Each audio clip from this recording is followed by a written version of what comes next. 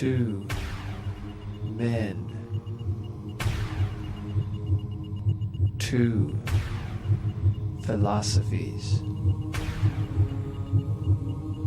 2 choices, 1 decision.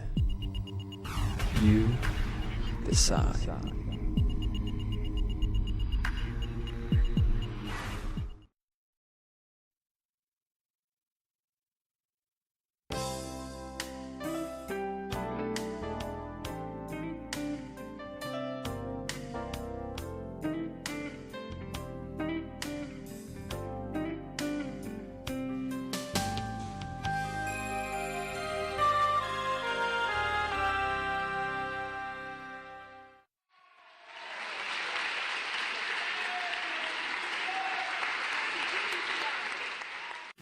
All right, well, it is an honor to be here tonight. My name is Kent Hovind. I was a high school science teacher for 15 years, and now for about 14 years I've been doing seminars on creation, evolution, and dinosaurs. I don't like sneaking up on anybody, so I'll tell you right now what I believe. I believe the Bible is literally true and scientifically accurate. I believe the evolution theory, as it's being presented in our universities, is one of the dumbest ideas in the history of humanity, and that's what we're going to talk about tonight. Evolution is not science. That's my contention. Now, before we get too far into this, we need to define a couple of terms, I guess. I have nothing against science. I taught science for years. I like the subject of science. But there is some poison mixed in with our science books. And that's all I'm concerned about. There are some lies that are used over and over and over and over to promote this evolution theory. Science is things that we can observe and study and test and demonstrate.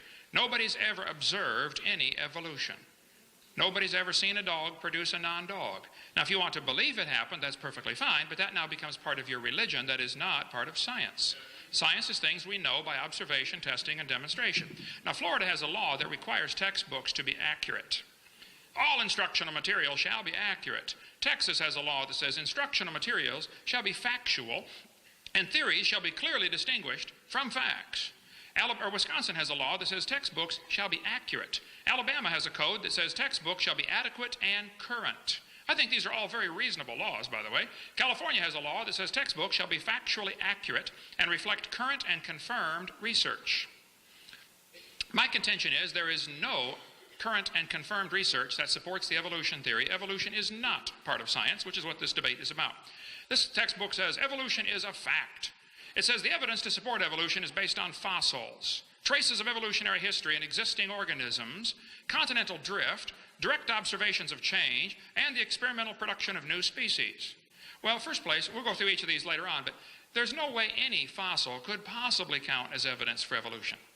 I mean, if you were in a court of law and you brought a bone you found in the dirt into the judge and said, "Judge, this bone is the ancestor of everybody today," well, they'd laugh at you. You can't prove that bone had any kids.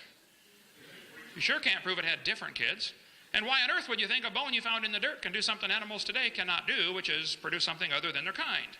So fossils absolutely cannot possibly count as evidence for evolution because it is impossible to demonstrate that they had any kids that lived. You might believe that they're ancestral, but that's now not part of science. Science is what we can observe and test and study and demonstrate. Evolution is the other word that needs to be defined. Evolution has at least 6 different levels. Now, I read some of the stuff that Dr. Weisenburg wrote in some letters to the editor in the past, and this has happened. I've had 75 debates now, and in the last 10 years especially, they've worked very hard to focus the definition of evolution on only changes within the species or between species. I think this is a little bit deceptive, as I'm going to share with you tonight. Actually, there are 6 essential levels that would all have to take place in order for evolution to be true. First, we'd have to have cosmic evolution. Somehow, you have to have the origin of time, space, and matter.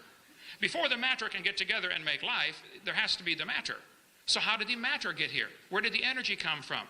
Where did the laws of nature come from? Those are all essential steps that they are included in the textbooks as part of evolution theory. But during debates, it's very frequent for the debater to say, well, this is not really what evolution is about. Well, I'm sorry, it has to happen for evolution to even take place. So yes, it is what evolution is about. Secondly, you'd have to have chemical evolution. According to the Big Bang theory, the Big Bang produced hydrogen and maybe some helium. Well, then how on earth did we get all these other elements? You mean uranium evolved from hydrogen? We see lots of elements decay, break down. We don't see them go up without enormous energy input. And now you're back to the chicken and the egg problem. You have to have the stars already existing to produce the higher elements. So you really got a problem. Either stellar evolution or organic evolution or chemical evolution had to come first. But either way, you have a chicken and an egg problem. Thirdly, you have what I call stellar evolution, which is where the stars would have to evolve. Nobody's ever seen a star forming. One professor said, oh, we see a star forming right now in Crab Nebula. I said, no, you don't. You see a spot getting brighter. You're assuming it is a star forming. It could be the dust is clearing and there's a star behind it. The fact is, we have never observed a star forming. We see stars blow up all the time. It's called a nova or a supernova. And yet there's enough stars out there right now that everybody on Earth can personally own 2 trillion of them to yourself. Those are the ones we know about. We don't know about the ones that we don't know about. Fourthly, there would have to be what's called organic evolution. Somewhere, somehow, long ago and far away, life had to get started by non-living material. Now, the evolutionist is left with the very embarrassing position of having to believe in spontaneous generation, even though it was proven wrong several hundred years ago. All the experiments by Francisco Redi and Louis Pasteur and many others have said, look, life begets life. Life does not come from non-living material. One student was sitting in the audience one time, and his question for me during the question time was, Dr. Hovind, if scientists ever make life in the laboratory, what are you going to say then? I said, well, first of all, they are a long ways from coming to that. They can barely make a few amino acids, okay? Secondly, if a bunch of intelligent scientists do produce life in the laboratory, then I would say that that proves that it takes intelligence to make life, which is what I've been saying all along, okay? But the evolutionist really is left with, I think, the very embarrassing and totally anti-intellectual position of thinking that life came from something that was non-living long ago and far away. Why could it happen only once? 3.5 billion years ago. Why isn't it happening commonly, frequently? Fourthly, we have what's called organic evolution. That's where life gets started. Fifthly is macroevolution. That's where an animal changes from one kind to another. Nobody's ever seen this. The Bible says the animals bring forth after their kind, and so the definition of kind would be those that are able to bring forth. A dog and a wolf can mate and bring forth offspring. A dog and a banana cannot. So in some cases, it's very obvious what are the same kind. In other cases, it's not obvious what exactly was the original created kind. And I think that's a valuable field of research that's worth doing. What were the original kinds? Probably the horse and the zebra descended from a common ancestor. That doesn't mean the horse and the pine tree descended from a common ancestor. So macroevolution is where you change from one kind to another. Nobody's ever seen that. Lastly, we have what's sometimes called microevolution. I object to this term. I think it's confusing because it's not really evolution. It's just a variation of the same kind of animal. But if you want to call it microevolution, I'll buy that with the qualification that I object to that, because it's really just a variety within the same kind. The first 5 steps that would have to take place are actually totally religious. Now, the professors that promote evolution are always trying to focus the attention on microevolution, where there are millions of examples. I mean, I agree, this one happens. There's no debate. Variations happen. The question is, are they limited or unlimited? And I think the obvious observations for the last 6,000 years of human history tell us variations are limited. You might get a big dog or a little dog, but you get a dog every single time. No exceptions. According to the Big Bang Theory, though, the Big Bang teaches 18 to 20 billion years ago, there was a Big Bang where nothing exploded and produced everything. And 4.6 billion years ago, the Earth cooled down and formed a rocky crust. This is what the textbooks teach. Now, how some professors can say this is not part of evolutionary theory, I don't understand that, because it is part of evolutionary theory. It is an essential step. You have to get the Earth here before anything can evolve on the Earth. And so they say the Earth cooled down and a rocky surface was created. And they say as the Earth formed, it was like the moon, and the Earth's surface was hot, and there were large pools of bubbling lava. But oceans formed as it rained on the rocks for millions of years. This is what's in typical textbooks all across the world as part of the process of life getting here. This textbook says, then millions of years of torrential rains created great oceans. Yes, boys and girls, swirling in the waters of the oceans is a bubbling broth of complex chemicals. Progress from a complex chemical soup to a living organism is very slow. Wow, I guess it is. It's totally stopped. It doesn't even happen. That's how slow it is. This is pure imagination. This is a fantasy, okay? If they want to believe that, that's perfectly fine. But I resent them using my tax dollars to cut down a perfectly good tree and print that and sell it to the kids and teach it as if it's a fact. It's not science. This textbook author says the first self-replicating systems must have emerged in this organic soup. So the evolution theory teaches basically 20 billion years ago Big Bang, 4.6 billion years ago Earth formed, then it rained on the rocks for millions of years, turned them into soup, and the soup came alive 3 billion years ago. And this early life form found somebody to marry. Now there's a good trick. And something to eat, of course, and slowly evolved into everything we see today. That is pure fantasy. There's Grandpa, the soup right there. Okay. Now, there's no question there's a lot of dogs, okay? No question. But the evolution theory believes all the dogs came from a rock. I would agree that all the dogs came from 2 dogs on Noah's Ark, but I would not agree that all the dogs came from a rock. So basically, the 6 stages would have to go like this. There'd have to be cosmic, chemical, and stellar evolution during the first few billion years of this imaginary history of the world. Then we'd have to have organic evolution somewhere, somehow life has to get started. Then we have to have what's called macroevolution, where this life form changes to different kinds of life forms. Nobody has ever seen any of those, okay? Lastly, we have what's sometimes called microevolution. This one happens. That's all we observe. That's the end of science. Everything preceding this is pure religion, which you are welcome to believe. I don't care what you believe. You can believe whatever you want. But don't call it science, and don't make all the taxpayers pay to teach it to the kids like it's part of science, because it's not. But just the jump from micro to macro takes an enormous leap of faith and logic. We never see a dog produce a non-dog. This is pure fantasy based on imagination. I want you to look at how the textbooks will change the definition of the word evolution. This textbook says evolution is change over time. Oh, well, who can argue with that? I agree, things change. Then it narrows it down. In other words, living things have changed over time. Oh, now you've narrowed it down to living things. Well, it looks to me like you're skipping the first 4 steps that would have to happen. I mean, what happened to cosmic, chemical, stellar, and organic? I mean, you're just going to ignore them as if take it as a given? I don't think so. That's a really major flaw in the evolution logic. Third, then they narrow it down again.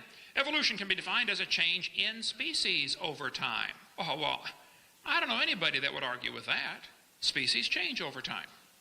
The question is, are they limited? And the question is, do these changes lead to any macro changes? And the answer from all observable science is, no, they do not. If you want to believe they do, or they could have, or they might have, or given enough time, well, you're welcome to believe whatever you want. But now you've just gone into a fantasy world of religion. You've left science. And the topic of the debate tonight is evolution science. The first 5 meanings of the word are not science. What they really mean by evolution is all 6. They want you to think all 6 definitions are connected, and I can assure you they are not. There is no relationship between any of those. So what evidence do they give for the kids to believe this evolution theory? I collect textbooks. I have hundreds of them.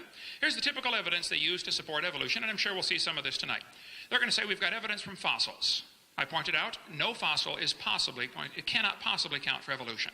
Evidence from structure. Evidence from molecular biology, DNA, we'll get into that. Evidence from development. They say the process of evolution is based on natural selection. Well, there's no evidence to support evolution except things that have been proven wrong years ago. We'll get into those in a minute. If there's real evidence for evolution, then please show me, but don't lie to the kids. I just think lies ought to be taken out of the textbooks, and then if you have anything left to support your theory, great, show it to me. But I'm telling you, what's being shown to the kids in this university to support the evolution theory is a bunch of things that have been proven wrong years ago. Get them out of the books and give me some real scientific evidence. Evolution is based on 2 faulty assumptions. They say mutations make something new and possibly better, sometimes worse, but they hopefully is better. Nobody's ever seen this happen. Then secondly, natural selection is supposed to make it survive and take over the population. Well, if you follow that logic through, evolution is a religion of death. In order for evolution to work, one animal has to evolve a little better than the rest. Then what must happen to the rest of them in order for this good change to work? They all got to die. You follow that logic just a few more steps and you're Adolf Hitler. Let's just speed up the process and kill off those that we think are inferior. And we'll save the superior ones, the blonde-haired, blue-eyed Norwegians and Germans. Yeah, sure, you betcha. Okay? This textbook says mutations are the original source of variation. There's no question mutations happen, but they do not produce evolution. Mutations produce changes that are almost always fatal or certainly harmful. Nobody's ever demonstrated a positively beneficial mutation. There's a 5-legged bull, that's a mutant, but no new information is added. Here's a short-legged sheep. That's a mutant. But again, no new information is added. It's a loss of information. Here's a 2-headed turtle. That's a mutant. It's not ninja, but it's mutant, okay? And he's going to freeze first winter because nobody makes a double-neck turtleneck sweater. See? Mutations are scrambling existing information. Like scrambling up the letters of the word Christmas, you can get all sorts of different words. But you will never get Xerox, zebra, or queen out of the word Christmas because the letters are not available. A mutation should really produce some new information. This textbook shows the kids a fruit fly. Look what it says here. Boys and girls, normal fruit flies have 2 wings. This mutant has 4. By the way, he can't fly. This rare mutation, like most mutations, is harmful. Then it says beneficial mutations are the raw material for natural selection. Oh, now hold on just a minute. Why didn't they give an example of a beneficial mutation? Why would they show the kids a bad one and then tell them good ones is how it works? Show me a good one. Nobody's ever seen a good one. One guy told me, oh, I know a good one. He said people in Africa that get sickle cell anemia cannot get malaria.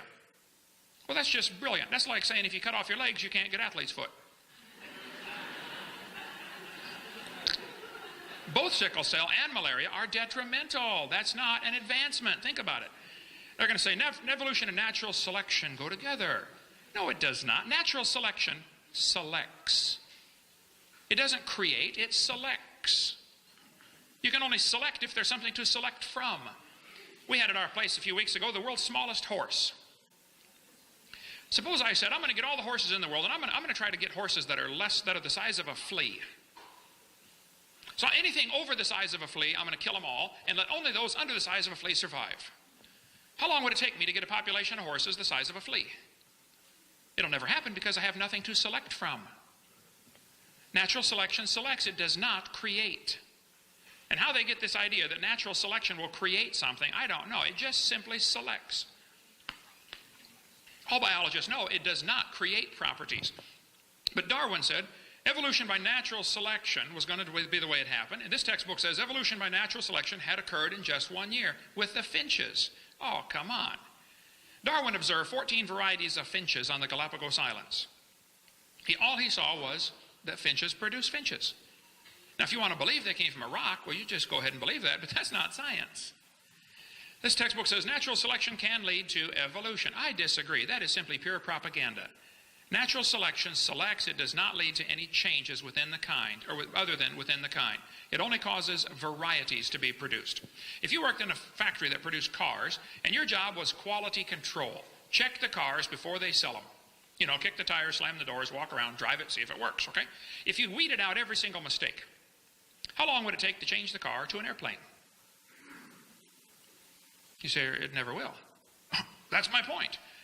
Quality control can make it a good car and keep it a good car, but it can't change it to something else. And natural selection can keep it a good species, but it can't change it to something else. That's the whole point. You may get a big dog or a little dog, but you're going to get a dog, folks. There are some pretty bizarre varieties among the dog family, but they're all dog.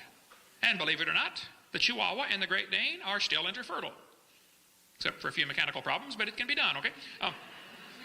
Probably the dog, the wolf, and the coyote had a common ancestor. I wouldn't argue about that. But every kid knows they're the same animal. Anybody in the room here 5 or 6 or 7 years old? No, little ones. Well, I normally do this with a 5-year-old. I'll ask them, okay, boys and girls, here we have a dog, a wolf, a coyote, and a banana. Which one is not like the others? Every single time they get it, okay, it's the banana. A child can tell you it's always the same kind. National Geographic ran an article about wolf to woof, how dogs evolve from wolves. I agree, but it's not evolution.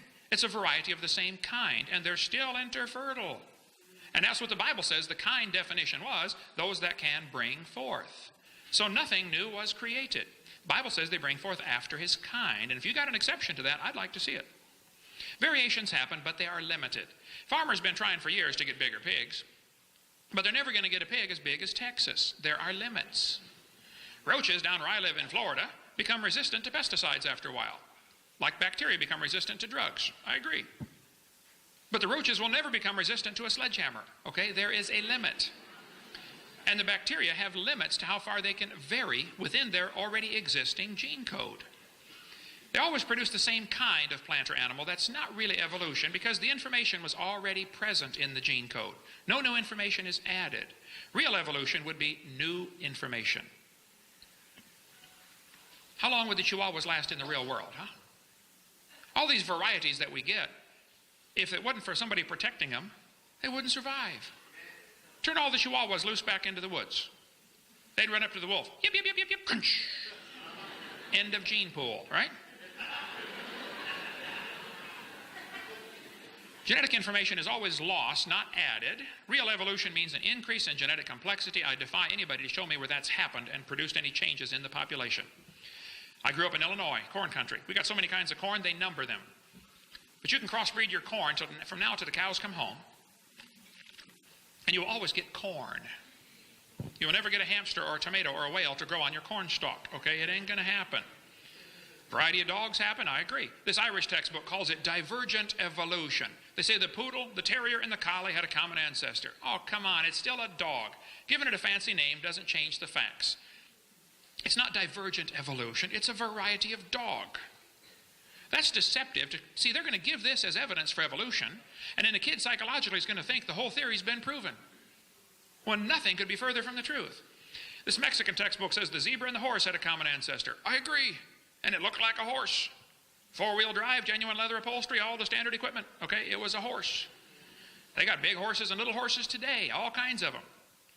And it's interesting, horses, they're limits. They're limited. There's some folks in California that have contests. They crossbreed horses, zebras, donkeys. They get zorses, zonkies, zeonies, z-donks, and chibras.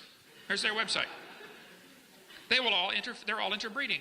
Okay, guess what that proves? They probably came from the original kind. A horse. There's a bunch of zebroids running around. In the Kentucky Derby in the last 100 years, they've gone from an average winning speed of 127 seconds down to 123 seconds. Now, back in the early days, they got some low times turned in back then, too. But let me ask you a question. How much money would you guess has been spent on the Kentucky Derby trying to breed faster horses? Millions and millions and millions of dollars, right? Now, I don't know if they've reached the absolute limit or not. I don't know. But I suspect they're getting kind of close. And the point is, they're still horses, and there seems to be a stone wall here. You can't go faster. If you really want to win the Kentucky Derby, why don't you breed wings on your horse and fly around the track in 12 seconds? All I'm trying to point out is, variations certainly happen, but they're limited. And the evolutionist does not want to confess or admit there are limits. He wants to imagine that it can go on forever indefinitely. Well, you just go ahead and imagine all you want, but keep your religion out of the school system. There's a variety of cows, no question. They probably had a common ancestor. It was a cow. There's a bunch of chickens. What kind of chicken you want? You want to get cherry eggers, brown leghorns, golden comets? This magazine that sells chicken says, boys and girls, jungle fowl are the original bird from which all varieties and strains of domesticated chickens are derived. You know, all the chickens had a common ancestor. Guess what it was? Chicken. Yeah, that's the point. Textbooks will tell the kids that the peppered moth is evidence for evolution. They counted the moths on the trees. They said it was 95% light moths and 5% black. Then, so the story goes, they burned coal in the factories and the trees turned black. And they counted the moths again, renewed their government grant, and found out it's now 5% light and 95% black. Truth of the matter is the whole story is a phony. It didn't happen, okay? The guy glued dead moths on the trees to take that picture for your textbook, okay? After 40 years of watching, they found 2 moths on the trees. 2. What's 95% of 2? But they still keep teaching this in the books, even though it's been proven wrong years ago. Tulsa Zoo, a couple of months ago I was there, still has this up as a display. Come on, take that down and tear that page out of your book. That's not evidence for evolution. You want more on the peppered moth, get the website iconsofevolution.com. There's a bunch on there about this topic. Textbooks will tell you kids, you've got a vestigial organ called the appendix. You don't need it anymore.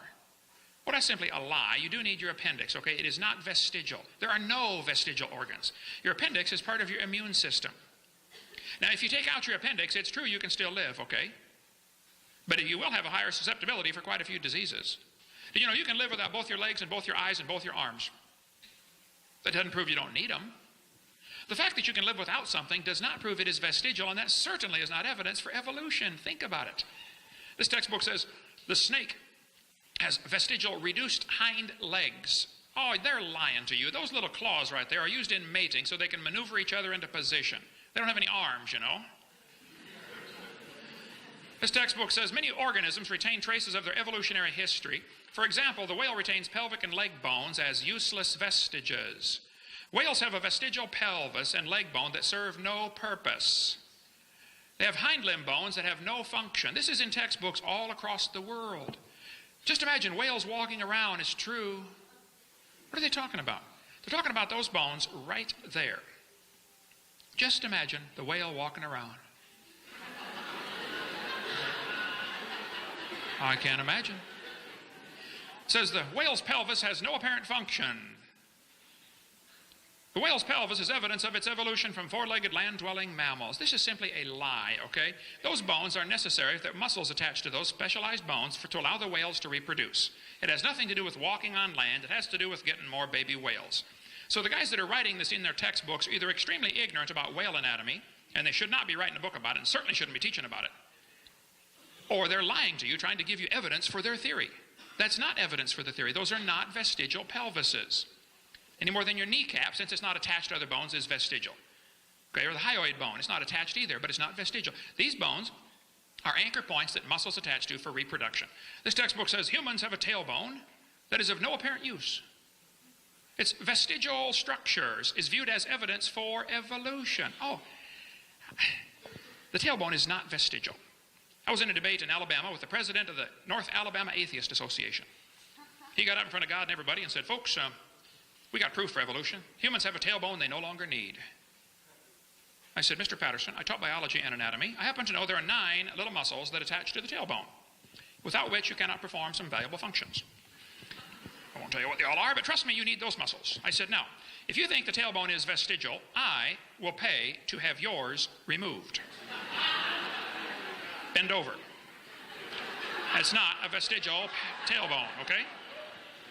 And by the way, kids, if any biology professor or any anatomy professor ever tells you the tailbone is vestigial, my offer is still good. I will pay to have theirs removed.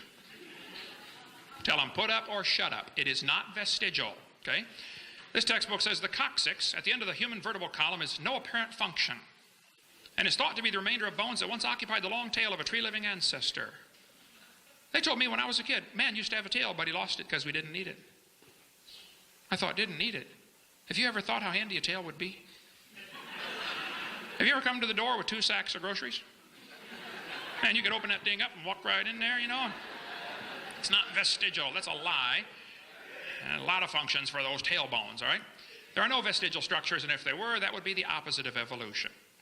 We could talk for hours, and we're going to quit here in a few minutes, but all the evidence that they're using, like Lucy, Australopithecines, you know, as evidence for evolution. First place, it's a fossil. It doesn't count for anything. You don't know Lucy had any kids. Okay?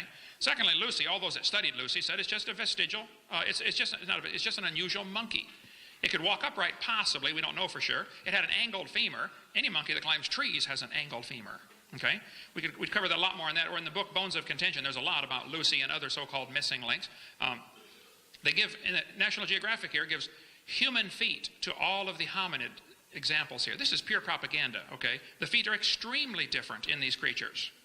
And there's no connection between one evolving to another and no evidence that one ever did. And again, you're dealing with fossils. They don't count. Think about it. In a court of law, they would laugh at you. Australopithecines, no fossils are going to count for evidence for evolution. The horse evolution series is taught in textbooks, yet it's been proven wrong 50 years ago.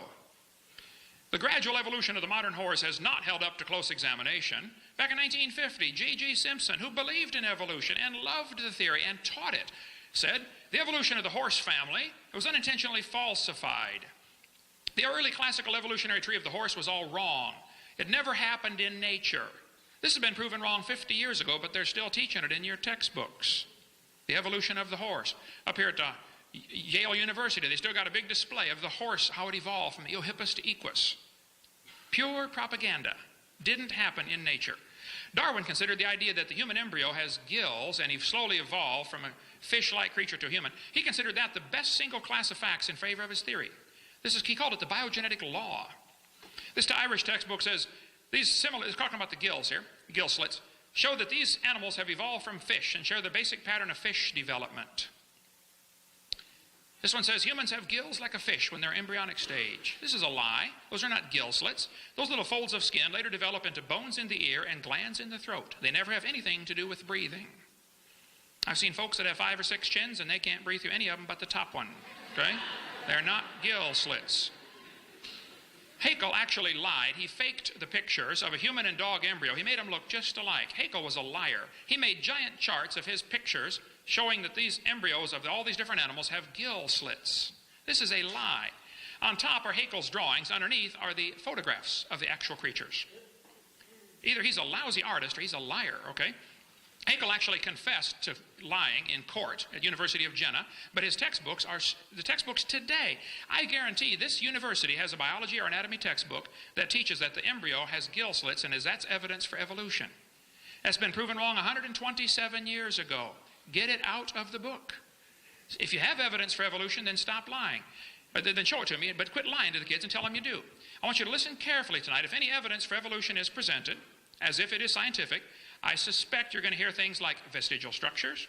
You're going to hear things like embryology. That's the code word for what they're talking about here. This has all been proven wrong a long time ago.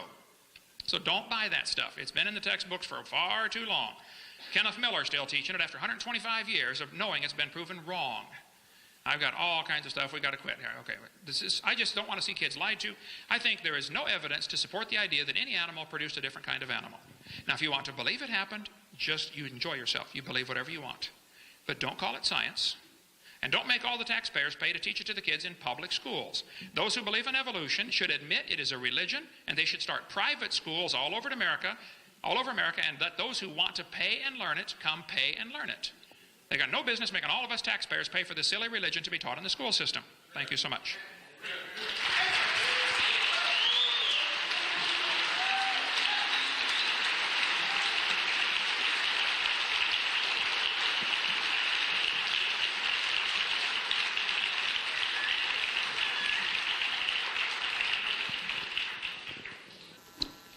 Let me get started by saying that, in fact, I'm not going to come here today and give you a class on evolution. You are more than welcome to come and take my class on evolution.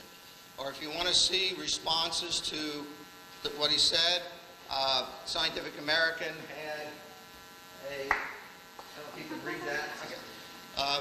Can you read, see the overhead all right in the back? Okay. Scientific American had a point-by-point response to the stuff that the creationists say. I wrote a letter to Scientific American after this. They didn't publish it. I think I know why. But and I said, excuse me, you just walked right into their trap, you fools. Right? What do they want, the creationists? They want to put their ideas, their theories, and evolution on a kind of equal basis, right? It's like right here. It's me versus him, right? And that's what they did in Scientific American. Love it. They say, oh, because now what they're going to do on their website, they'll say, oh no, Scientific American's all wrong. I point out something to you, and it's important to me, if not to you. There are thousands upon thousands, tens upon tens of thousands of hard-working, intelligent, well-educated scientists. These are the people who are out there digging the fossils that he doesn't think matter, but they're sure as hell working their butts off, digging them and studying them, right? There's thousands of others analyzing the DNA of organisms, trying to sort them out, collecting animals, right? They're standing behind me. You can't see them. They're all busy working, doing their science, okay? So this is, of course, in a sense, a totally unfair argument. He'll say X, I'll say Y, you'll say, well, I believe X, because I came in here to believe in X. So read that if you want the response. I have actually a different focus. I'm not going to sit here and defend evolution. It doesn't need defending. Okay?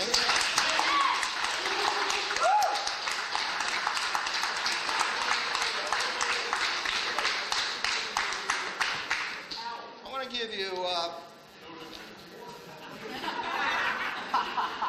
want to give you the revelation of Richard. And God appeared to me, and she said, Richard, I created all that you see and study, the mountains and their fossil-strewn rocks, the fish in the sea, the birds in the air, even the isotopes in the stones by which you measure their age. Actually happened. And I was stunned. God was a woman. And yet, what else would she be? Again, God spake, it's biblical. Then God spake. What say you to these revelations, Richard? Wilt thou not give up thy false idol of evolution? Nay, God, though I find your revelations interesting, you have given me no cause to give up the theory of evolution. It is indeed a great wonder that you have created, but the facts remain unchanged. Evolution alone allows us humble scientists to understand your creations and to predict what we will find when we explore it further. Until evolution fails me, I must follow it, for I will not abandon my oath as a scientist. Facts, verifiable facts, must be my one true God. Yeah. So, now let me say, one of the problems with this whole debate is in the scientific community there is no debate, right? Scientists who study this stuff pretty much, you know, they pretty much ignore the creationists until they discover their kids can't learn evolution in science class, all right? Now, I just want to give you a taste of sort of what's going on.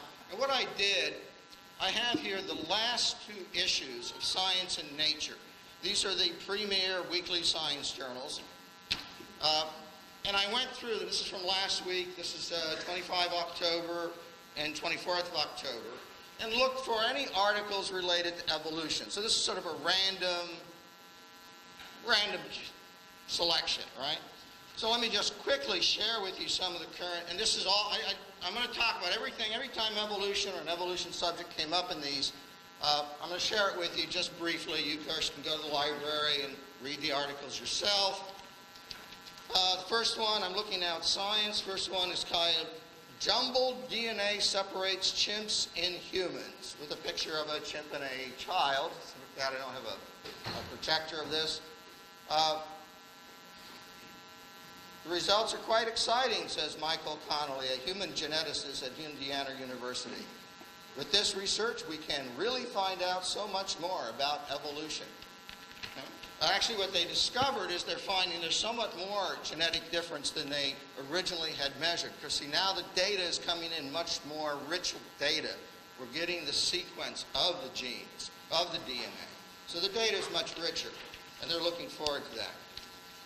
The next article called Cuts at Dino Monument Anger Researchers. The researchers are mad at Dinosaur National Monument in Colorado, I guess where it is, because they're cutting back the staff of people who are studying dinosaur fossils. And actually the quote I thought was interesting was that Amy Henrici of Carnegie Mellon Museum in Pittsburgh, she studies some of the oldest frog fossils. Her specialty is frog fossils. Now, who would study frog fossils? Somebody in the evolution of amphibians, I guess, right? And she's very upset because now she's not going to have enough easy access to the material she needs to do her science. What's she going to do without her frog fossils? I don't know. Become a creationist, I suppose. No, she's a scientist. She needs facts. She needs data. She needs those fossils. Those fossils do tell a story. You know, he says, oh, you can't prove anything by fossils. Well, you got to prove something by it. The next article is titled Darwin Retains Seat in Ohio. It's a news article. Having to do with the battle between creationists and evolution in Ohio schools, with an attempt to, of course, get the one version or another of creationism into the schools. What was interesting, actually, there was a survey that just before the vote, Case Western University did a survey. I don't know who they surveyed. It's a very short article. It says of 500 respondents, including some from fundamentalist colleges, 93% they were not aware of any evidence that challenges the principles of evolution. I don't know who those other 7% are. Maybe they are from those fundamental schools, but 93% is still pretty good. I think from working biologists, it's 100%. People who actually study biology.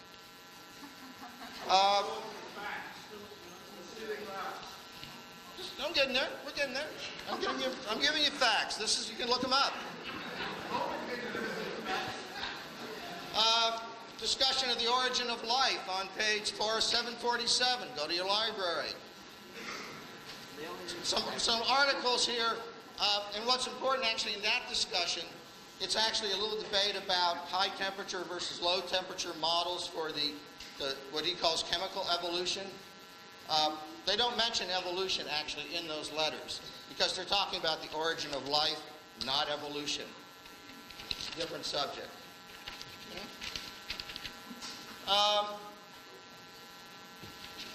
Well, there's another thing here which is way too complex to get into about network theory. Pass on that one. There's another one about aging and the evolution of aging and how that could have happened, aging theories. If you want, you can look it up and see how they're applying evolution theory to that study. Want some facts? I'll give you some facts. Okay, let me jump right ahead to that. I'll skip some of these other articles because it turned out there was really some interesting ones in this issue of Nature. Here's an article. You're going to love this title. Contemporary Fisherian Life History Evolution of Small Salmonoid Populations. Of course, he's going to say this is just microevolution, but they actually do it done is demonstrated through a study of the salmon population that it has evolved over the time that they've been studying it. So they actually have the actual data showing evolution in that population. And finally, in this issue, or not finally, there's one more, something about moths' mating preference. And they've done a study of moths and how the chromosomal structure in the moths and how the sexual gender is determined in moths relates to their evolution. And my point here is just to point out, evolution is, it's part of biology. It's not going anywhere. It's not disappearing because it works. Finally, and I just thought I would share this, the final article, and when I got to it, I said, hallelujah. Amen. Amen. This one is called, this article, page 832, you can look it up, it's called Detecting Recent Positive Selection in the Human Genome from Haplotype Structure. It's got quite a few authors, Sabetti, Reich, Higgins, Levin, Richter, Schaffner, Gabriel, Plankto, Peterson, McDonald, Ackerman, Campbell, Ashla, Cooper, Kowalski, Ward, and Lander. They're from a variety of institutes, Oxford mostly, and also Mass General Hospital, Illinois, MIT. Now, these poor deluded souls from all those institutions around the world have examined what are called haplotypes. I know you're not biologists. I don't want to get into it. But haplotypes are a particular type of genetic structure. And they've looked at those haplotypes. And from that, I'll quote for you.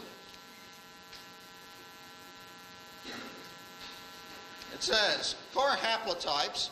I'm sorry about all the, sometimes the lingo is it's just what it is. And I can't, I'm not responsible for it. Core haplotypes. What's that?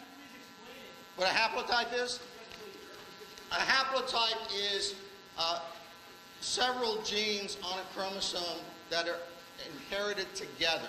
So what they're doing is looking at several genes that are inherited together and analyzing the pattern of that inheritance. And here's what they say. For haplotypes that have an unusually high haplotype homozygosity, I'm not going to explain that, indicate the presence of a mutation that rose to prominence in the human gene pool faster than expected under neutral evolution.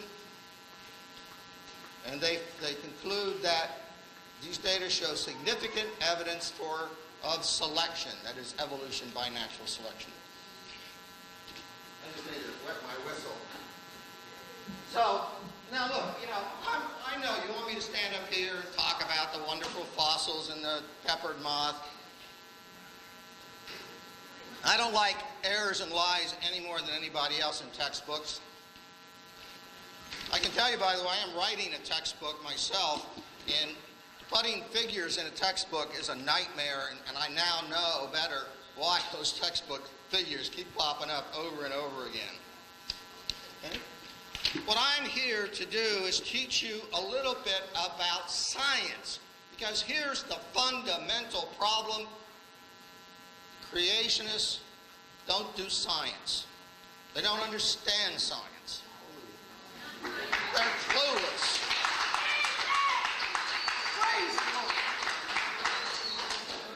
Let's look at what the problems are with the creationists, okay? I'm trying, let me grab the mic. Can you hear me better now? Okay. Problem with creationism I want to go over briefly. Bad logic, bad facts, bad science, bad theology. So let's look at them in order. Okay? First of all, here's an example of creationist logic. Well, it's just, can we turn those lights off over the, just those one set of blackboard lights? That's perfect. Okay. Here's an example of creationist logic. No physical evidence, such as photographs, exists of George Washington. No one alive has ever seen George Washington, have they? Has anybody here ever seen George Washington? Any historians actually ever seen George Washington? No. Only man-made documents exist. And you know what? Some of those documents are forgeries. Following creationist logic, we must therefore conclude George Washington did not exist.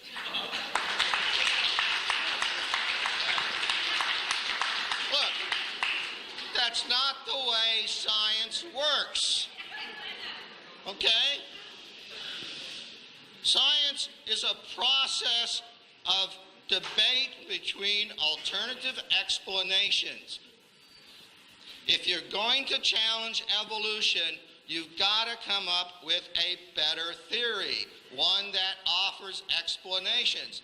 Now, I know that Dr. Hovind has a $250,000, it's still $250,000? $1 million. Well, all right.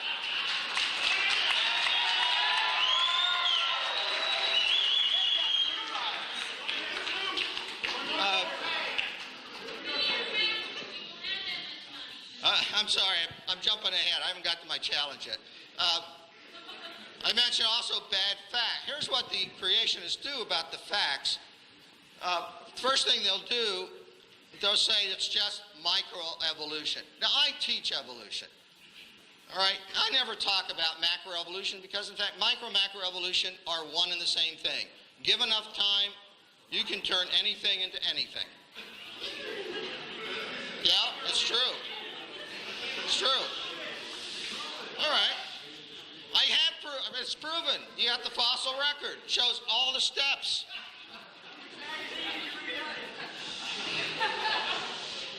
Now, if he can, the problem here is what is a type? He says, okay, a chicken's a chicken. But wait a minute, a chicken's also a bird, right? Birds give rise to birds. It's not that much difference between a chicken and a turkey. Maybe they have a common ancestor, right? And so on back in time till you get to something, Archaeopteryx, right? A bird with a beak. Well, it's just a fossil.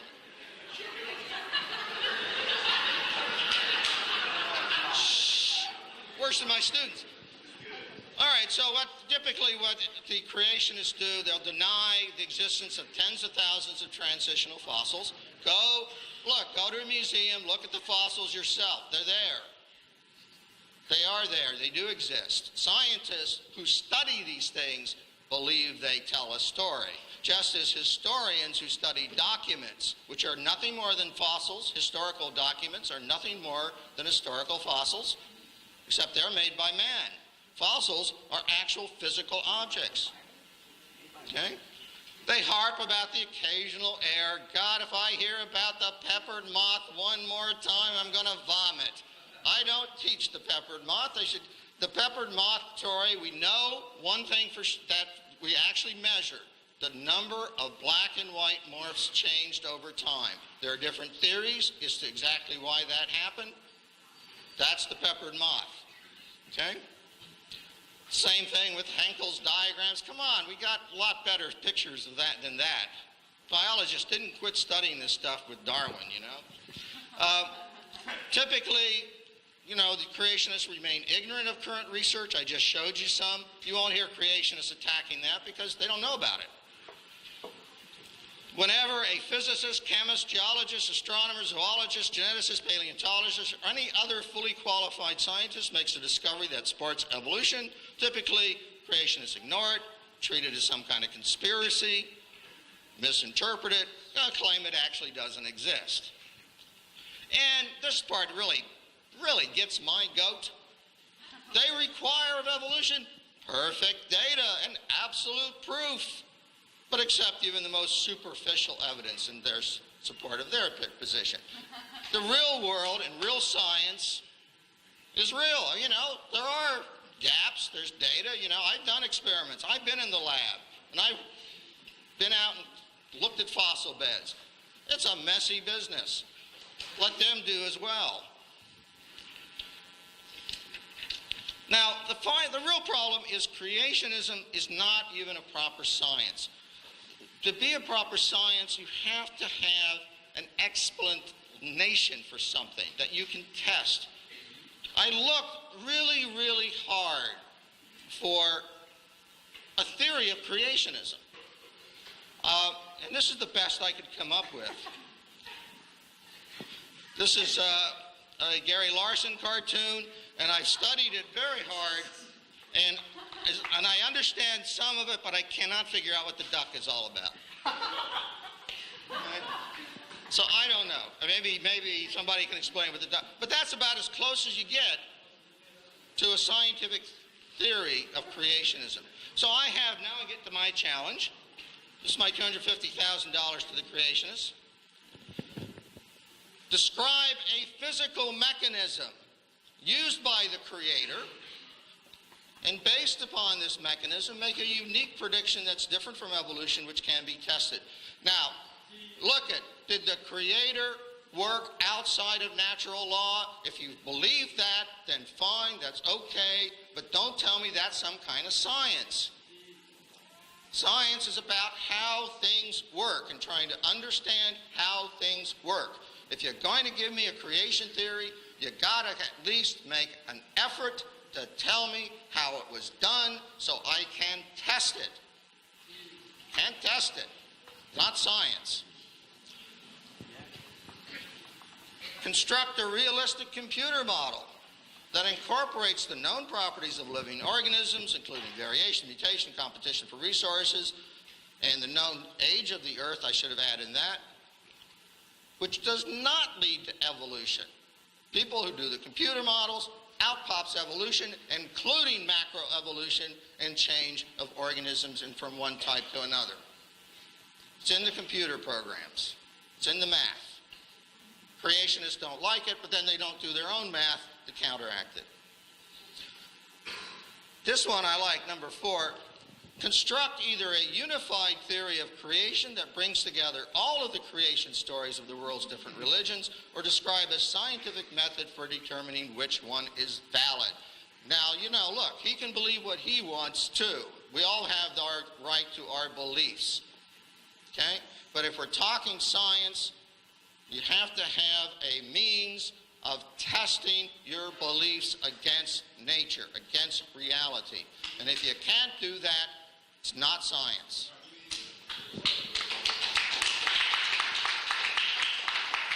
Let's talk about, here's a couple of specifics that I wouldn't mind seeing an explanation for. Explain why the Creator placed unique species on the islands of the world, as well as different species on different continents. I guess there was a whim of the Creator. Evolution explains that naturally. It's a process of evolution. Maybe he has an explanation. I don't know. I haven't heard one from creationism. Explain why creationism does not violate the laws of conservation of mass, first and second laws of thermodynamics. Why we should abandon these laws. One of the things that really gets my goat is sometimes creationists will say, well, evolution violates such and such a law of nature. First law, second law, whatever. Wait a minute, you're talking about a process that's outside of natural law, how can you attack us who understand and use natural law? It's a mystery to me. Okay?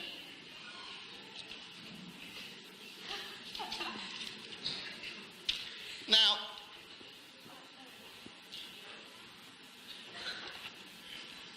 pointed out, then creationism misuses the facts, all right? Bad science.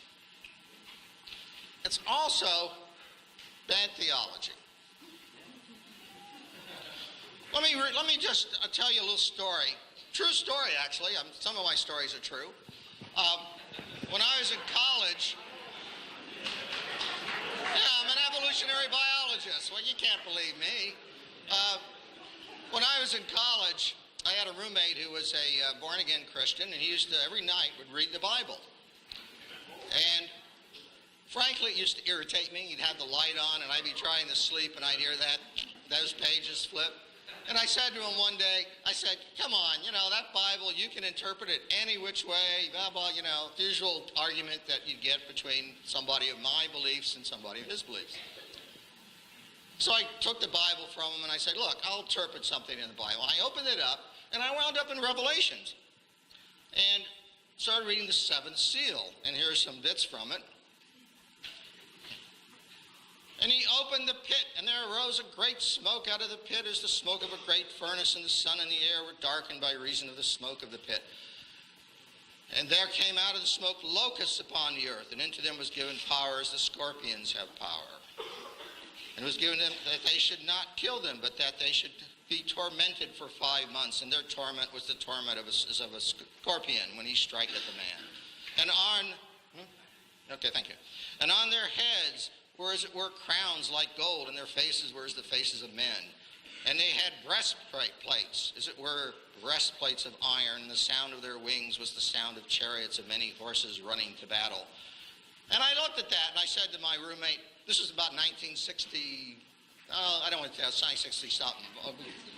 I've been around for a while. But it was at the height of the Cold War, right? Where we were afraid that we're going to have a nuclear holocaust. And I said, oh, well, this is easy. I can interpret that. The pit, that's an underground missile silo. And these locusts with breastplates of iron, those are the missiles, right? And they come out of the ground. There's smoke. There's a great furnace, right? And there's this sound of many chariots as the rockets come from the earth, and kaboom, and then you get, a nuclear attack and radiation poisoning, and And I was saying all this to him, and then all of a sudden I thought, and he looked at me, and he said, you see? And I went, oh my gosh, that's quite that's really something. Now, if I was interpreting this today, I would make it a little different. I'd probably say that the 5 months torment here, that's probably from Saddam Hussein and his factories of biological or chemical warfare, and that the interesting was the breastplates of iron and the faces of man, these locusts had the faces of men. I said, yeah, that would probably be a portrait of Saddam Hussein, because he puts his portrait on everything, and be on the missiles too. Look, my point is this. I know he's a good Christian. My opponent's a good Christian, and many good Christians here. But doesn't this tell us then that we better get out there and start killing locusts? Can we not be moved to action? Right? Especially we got to go looking for armor-plated locusts. Got to kill them before they do this to us. Now, come on. Whatever your religious beliefs, I'm sorry, that kind of interpretation of the Bible just doesn't wash. Either is good theology or is certainly as good science. I want to finish. I'm finishing. It's my last overhead. Perfect timing. Thank you. Look, I know that my opponent has talked about this being a kind of a battle. Creation is battle cry. Here's what they tell you. And I see there are some young people, some children in here, some students, and this is what they tell you. And I find this offensive. Reject evolution or reject your faith. That's what they tell you. They tell you this is the battleground, right? If you are an evolutionist, you believe in evolution, well, then you've got to reject that particular version of the faith, right? Can you be a good Christian and reject and accept evolution? Well, okay, there you go. And I say to them, that is not the way it should be. There's a peace offering. Okay? Science and religion deal with different domains of human experience. If you want to have a battle and you want to put your religion toe-to-toe with science, nobody gains. Right? You say to the young person growing up who's studying biology and learning about fossils and learning about DNA, you say to that young person, hey, don't accept that, otherwise you can't be a good Christian. Now, I'm sorry. That's offensive. Okay?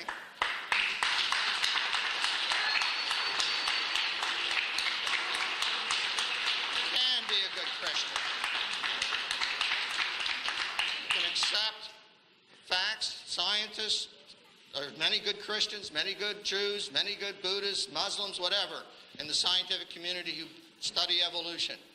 And they deserve the respect that they've earned from their hard work.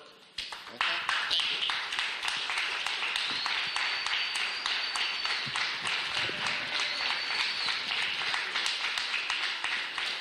Okay, now we're going to move on to a 15-minute rebuttal from Dr. Hovind. Well, that was very interesting. Let me give you my rebuttal of some of the things that he said. I don't think we'll have time to give them all. His consistent theme throughout his talk was basically based on majority opinion. You know, in the scientific community, there is no debate. This implies, of course, you know, if you don't believe in evolution, then you're not a scientist. And if you do, you know, you can't be a scientist without believing in evolution. This is simply not true. And this is a very flawed logic used in any debate to say that majority opinion supports your position. First, I don't think you could prove that it's true, okay? I think you'd find there are thousands of scientists very actively involved in major branches of science that are strong Bible-believing creationists. But I want to point out, the debate tonight is evolution, science, and he continually brought in, you know, things about creation, which is not what the debate's supposed to be about. Okay? I'm willing to debate that, but that's not the topic tonight. Okay. He said there are tens of thousands of scientists digging fossils and they support evolution. Great. Tell them, go for it. There were tens of thousands of people who thought that big rocks fall faster than little rocks at one time. That was taught for 2,000 years in the school system. And it was wrong.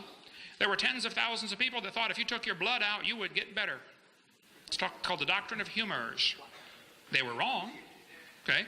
There are also tens of thousands of people who do not believe in evolution. All the polls show that only about 9% of the population of America believes in the evolution theory with no God involved. Another 30% think God used evolution. Even the two together is a vast minority of the population, okay? So you don't go on majority opinion anyway, but if you want to go on majority opinion, then the majority support the creation view, okay? He said, this is important to me. I guess so. You get paid by the taxpayers to teach this stuff. Of course it's important to you.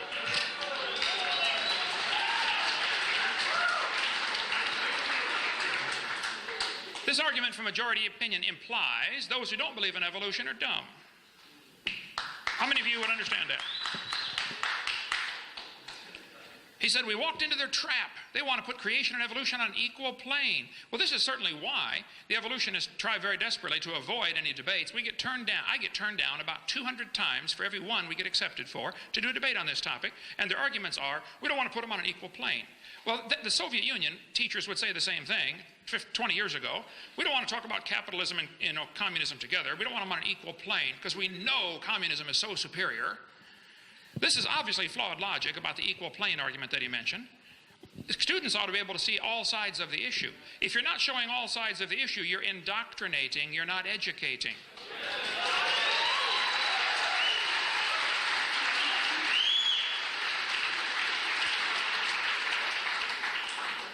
He said, facts are my true God. Well, I pointed out a bunch of things in the textbooks that are used as facts that are not true. I have yet to see any facts presented tonight that support the evolution theory.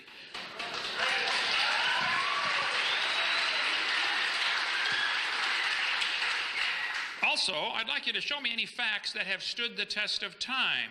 I don't know if you caught what he said earlier, but he talked about creationists don't keep up on the most current research. The most current research.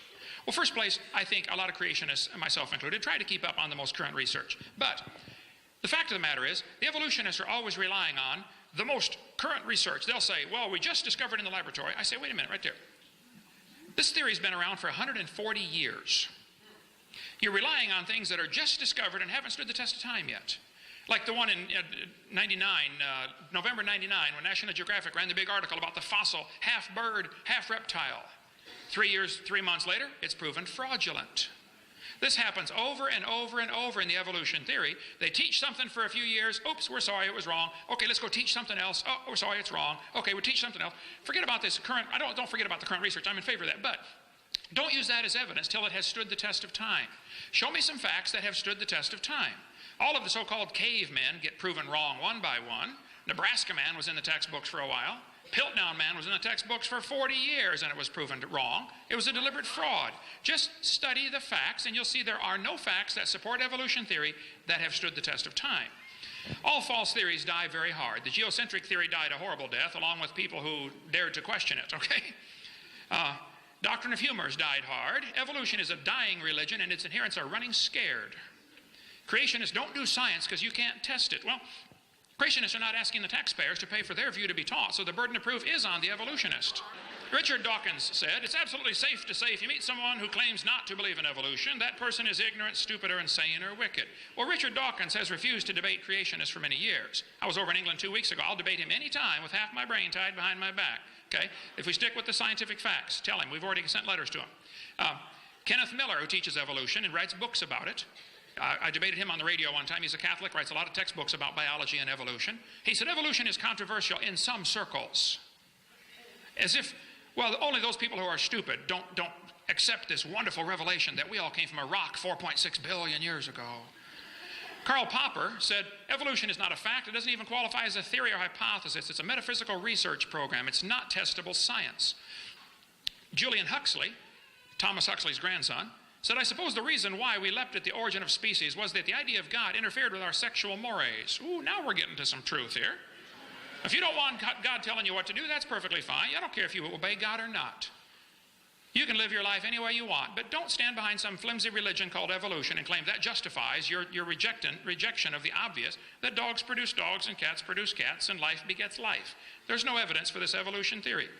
Michael Ruse, professor of philosophy and zoology at University of Guelph, said evolution is promoted by its practitioners as more than a mere science. Evolution is promulgated as an ideology, a secular religion, a full-fledged alternative to Christianity with meaning and morality. I am an ardent evolutionist and an ex-Christian. But I must admit in this one complaint, and Mr. Gish is but one of many to make it, the literalists are absolutely right. Evolution is a religion. This was true of evolution in the beginning, and it's true of evolution still today. Sir Arthur Keith, who wrote the foreword to Darwin's 100-year anniversary book, 1959 edition to Darwin's book, Arthur Keith, who believed in evolution, said, evolution is unproved and unprovable. We believe it because the only alternative is special creation, and that is unthinkable. Professor Bonar said, evolution is a fairy tale for grown-ups. The theory has helped nothing in the progress of science. It is useless. So don't tell me that all scientists believe in evolution. You're simply mistaken, okay? Plus, it wouldn't be good logic to use that as an argument because majority opinion means nothing. The majority of the Taliban thought they did what was right, okay? Malcolm Muggeridge said, I'm convinced that the theory of evolution, especially the extent to which it's been applied, will be one of the great jokes in the history books of the future. Posterity will marvel that so flimsy and dubious an hypothesis could be accepted with such incredible credulity that it has. How can people believe we all came from a rock 4.6 billion years ago? Scientists who go about teaching evolution are great con men. The story they are telling is maybe the greatest hoax ever. In explaining evolution, we do not have one iota of fact. Fred Hoyle said the only way life could have come into existence is because some superintelligence having created it. So he says, well, maybe it came here from outer space. Well, you're transplanting the problem to a different place. How did it get started? That's not a solution. Pierre de Chardin, who was involved in the fraud of Piltdown Man, okay, Catholic priest who promoted all kinds of false evidence to support the evolution theory. Pierre de Chardin said, evolution is a general postulate to which all theories, all hypotheses must henceforth bow in order to be thinkable and true. Evolution is a light which illuminates all facts, which all lines of thought must follow. This is what evolution is. Talk about a mantra. That's a religious, dogmatic statement. That's not science. Nobody's ever seen any evolution other than the micro changes we see within the same kind. My opponent asked for a testable hypothesis. Okay, here's my hypothesis. This world was created by an intelligent creator, and everything was created within a few days of each other. This is the only way to explain all the millions of symbiotic relationships we find in nature. Certain plants require certain animals require each other to transport seeds or whatever. If you want to think that these things evolve separately, you're welcome to do that, but I think it's more logical to say they're so complex they had to be designed. First of all, the design indicates there was a designer, and the complexity indicates there was a really intelligent designer, and the interrelation between all these plants and animals, including the fact that plants give off oxygen and animals give off CO2 and they reciprocate the gases, there are billions of examples that you would have to say it is best explained with a creation of these things fully formed and in close proximity to each other within a few days. Then I think there was a worldwide flood about 4,400 years ago that buried this world and produced billions and billions of fossils, which we're still digging up today. All of the fossils that we find are indication that there was a rapid burial, catastrophic burial, in enormous amounts of mud. There are layers of limestone that cover just about the entire United States.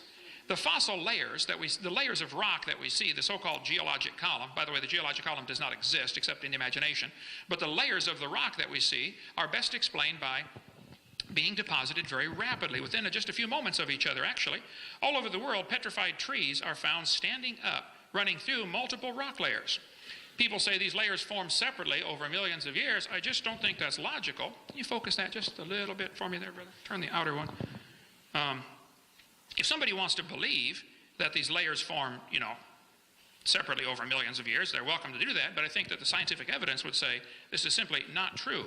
Millions, maybe not millions, I know thousands and possibly even millions of petrified trees exist in the world, standing up in the vertical position.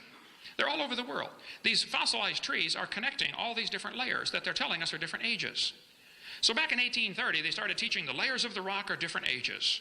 And somebody swallowed that and started saying, oh, wow, well, then that means this earth is millions of years old. The fact of the matter is the evidence we see from fossils, from digging in the ground, is you see petrified trees extending from one seam of coal right through 20 feet of rock into another seam of coal. They're found all over the world. Petrified trees in the vertical position are indications that these layers are not different ages. And yet my opponent here and his colleagues will dig in the dirt and find fossils and assume that because one fossil is lower than another one, therefore it is the ancestor of the one above it, which is totally flawed logic. I mean, if I get buried on top of a hamster, that does not prove he's my grandpa, okay? I think the petrified trees that we find in the vertical position, and there are many thousands of them, are indication of rapid burial in mud. All over the world, petrified clams are found on top of mountains. Huge clams in the closed position. They had to be buried quickly. They had to be buried alive, actually, because as soon as a clam dies, it opens. And yet petrified clams in the closed position are extremely common. I've got buckets of them in my museum in Pensacola, Florida. I like fossils. We have a museum. I don't know any Christians that are against science or that are against fossils. I think what's happening, though, is the interpretation that you're placing on these fossils is where the problem comes in. Let me get up to a problem here, in different ways things are interpreted. My family there, first grandkid, okay? All right. Well, be quicker to find this way. Here's the problem. Students are shown facts, which, like for instance, it's a fact Grand Canyon exists. I don't know anybody that argues with that, okay? But there are two interpretations of how it got there. Those folks who believe in evolution say the canyon formed slowly with a little bit of water and lots of time. Those who believe in creation say it formed quickly with lots of water and a little bit of time. Now the fact is, the canyon exists. The interpretation is not part of the fact necessarily, okay? It's a fact the earth has layers of rock. The evolutionists say these layers formed slowly over millions of years and each one is a different age. I think we can demonstrate that's not true. The creationist says these layers are probably all from one big giant flood in the days of Noah. So my testable hypothesis, sir, is that there was a flood that formed all these layers in rapid succession. And we have evidence of this from trees connecting them all. We have evidence from the fact that Grand Canyon could not possibly have been formed by the could not possibly have been formed by the Colorado River. The top of Grand Canyon is 7,000 or 8,000 feet above sea level, in between the snow lines here. The river enters the canyon at 2,800 feet above sea level. Rivers don't flow uphill. How did it get started? It has to start at the top, eroding its way down. It's 270 miles across there. Grand Canyon is quite obviously a washed out spillway. There used to be a big lake there. And how students are being taught it was formed slowly by the Colorado River and they get by with that and call it science, I don't know. But many, many geologists agree Grand Canyon was formed catastrophically. A couple of great big lakes, Grand Lake and Hopi Lake, overflowed their dams. Got too full, and any farmer that's ever lost a dam to too much water will tell you, it doesn't wash out the whole dam, it washes a slot out of it. Washes a crack out of the middle someplace, and that's what happened with Grand Canyon. The top of the canyon's higher than the bottom. The river runs through the bottom.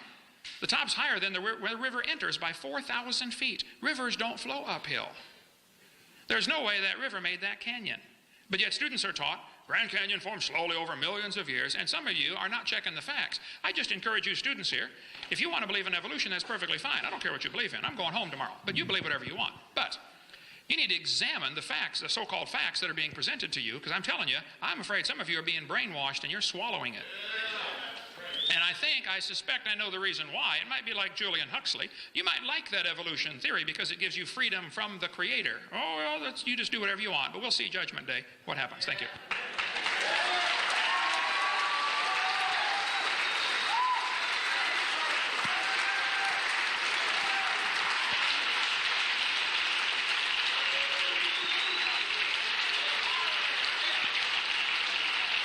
Okay, everybody.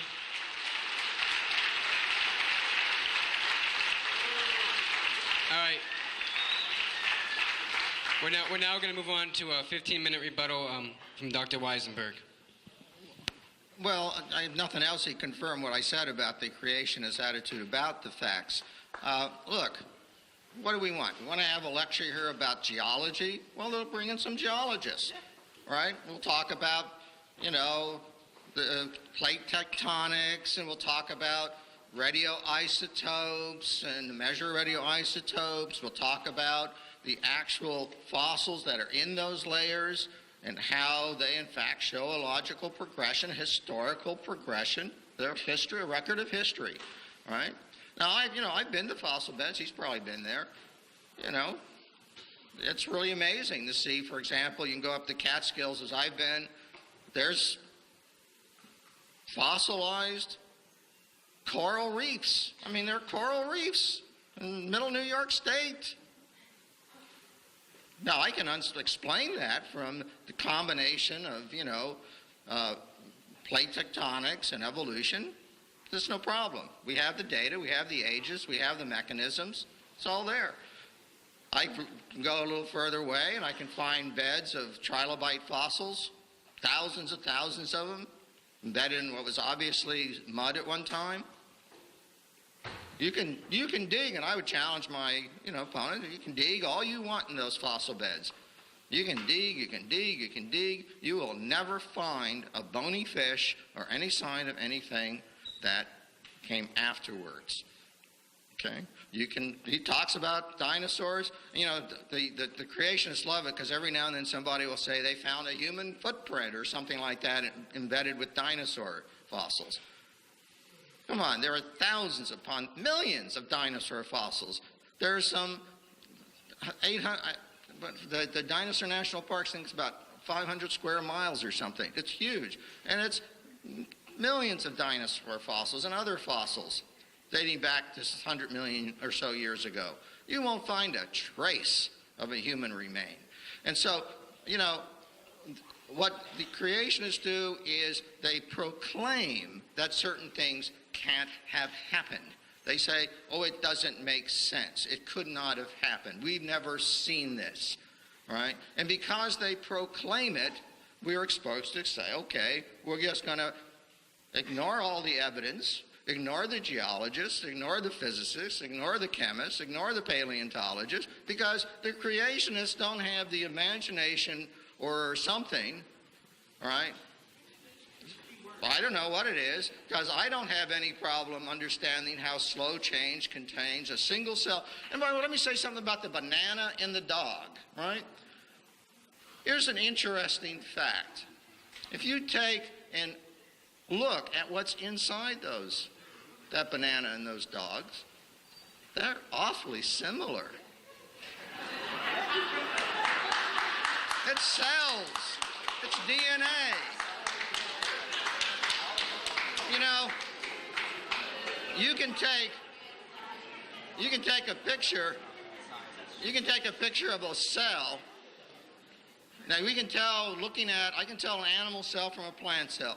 But if I get an electron micrograph of an animal cell, for example, I can't tell if it comes from a worm or a person. All right? They look basically the same.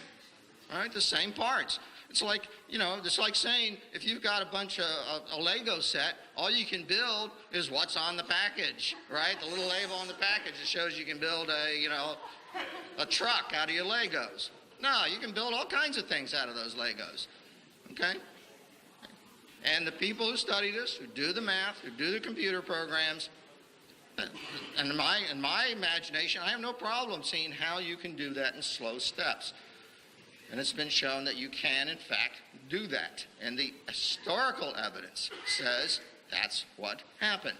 Now, look, this is the book I use in my class. It's a skinny little book because I didn't want my students to have to pay too much money. It happens to be full of tons of data. I will point out there's actually the peppered moth story is not in here.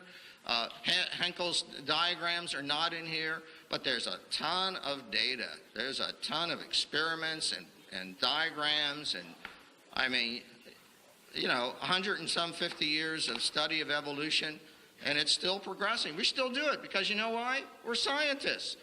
He complains that, things change, we're making new discoveries. Hello, we're scientists. That's what we do. We study nature, right? And so far, except for creationists making proclamations that we're all wrong because they don't understand it or they have some different explanation, the evolutionary biology is the best we got, and until they can come up with something better, that's what we got to teach our kids. You teach the best science.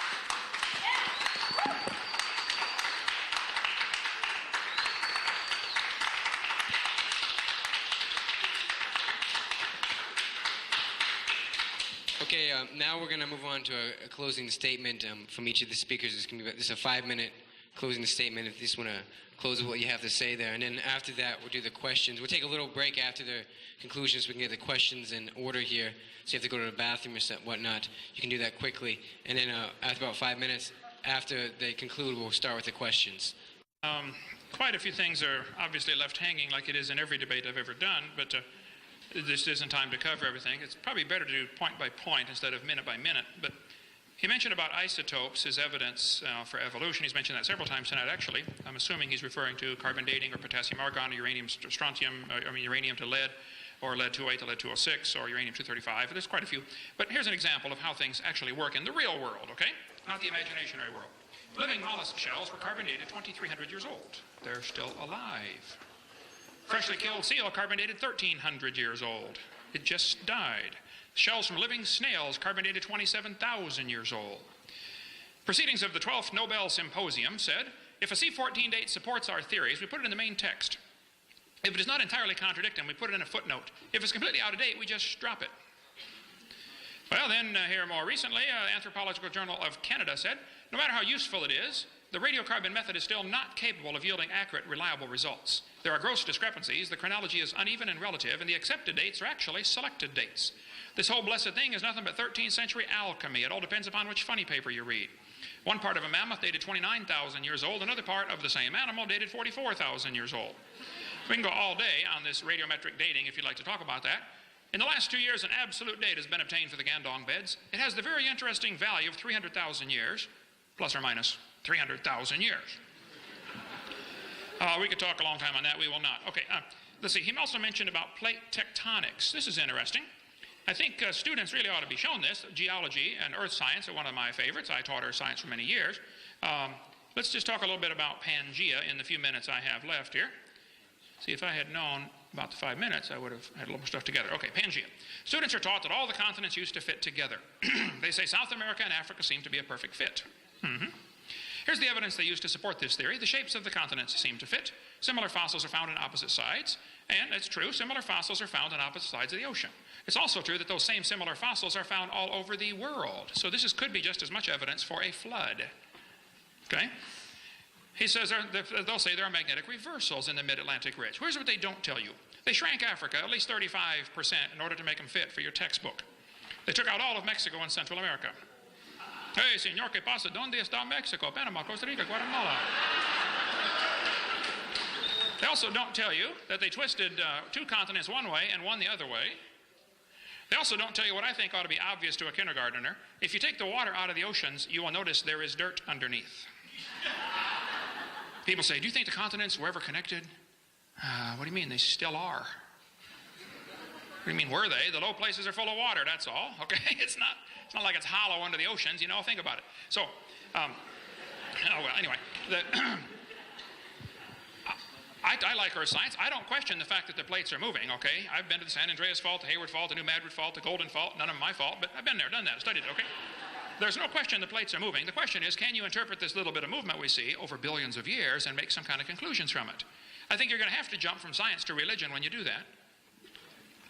You're going to take a little bit of evidence that we see, you know, something moving just a little bit, which is true, and it causes earthquakes and volcanoes, and I'm familiar with all of that. But that doesn't prove it's been going for billions of years. I would encourage you students to open your mind just a little bit and think about possibly, it could be, just like when people were taught the earth was flat, and later they found out, oops, that's wrong. And somebody taught, oh, well, big rocks fall faster than little rocks because Aristotle says so.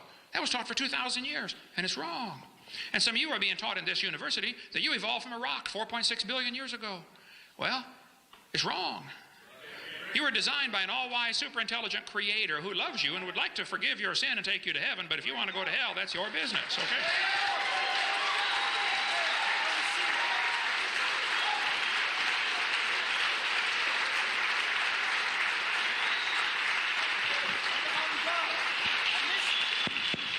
All right. We'll now move on and give Dr. Weisenburg 5 minutes to conclude. Okay. Well, here we are. When I was communicating about this with a colleague, and I said I was going to engage in this debate, I referred to myself as the sacrificial lamb, and I suspect that I am because obviously most of you are here. Yes, well, and I accept my role. You know. People, of course, are entitled to believe anything they want, and I accept that. I don't have any problem with that. And the scientists of the world who study these things are going to continue to do evolution.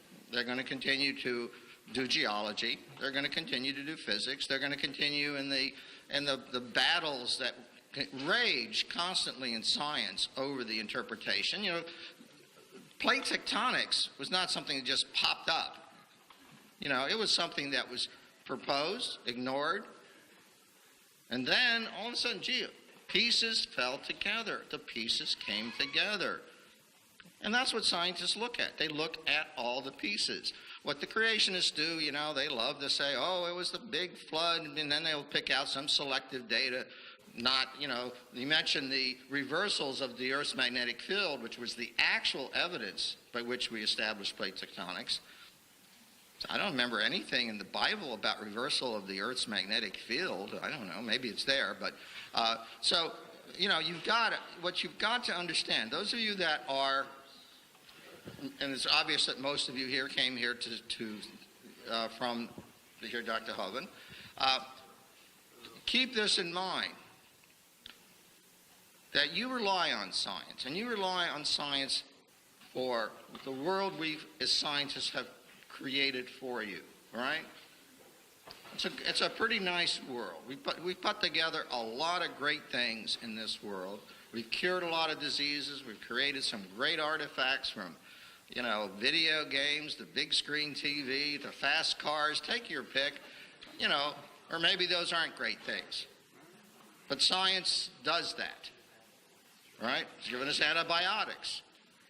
It's given us heart transplants. Now, you can believe what you want, but scientists are going to continue to do science. They're going to continue to study the world. They're going to continue to debate and argue with each other about what the evidence shows.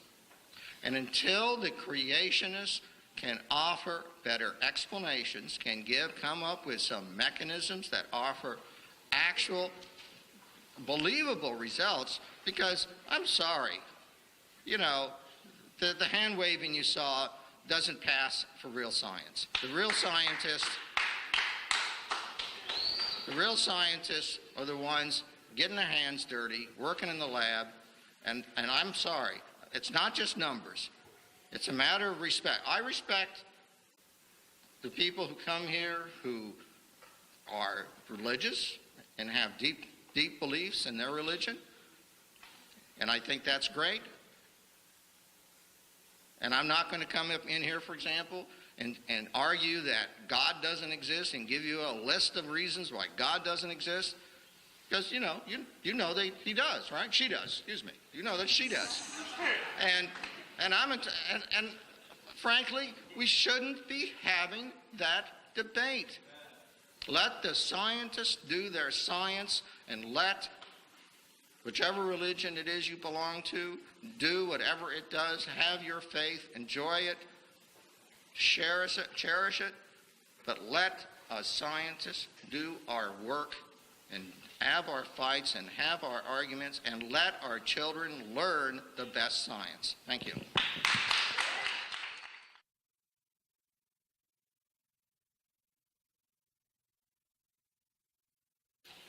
right, this is about vestigial organs.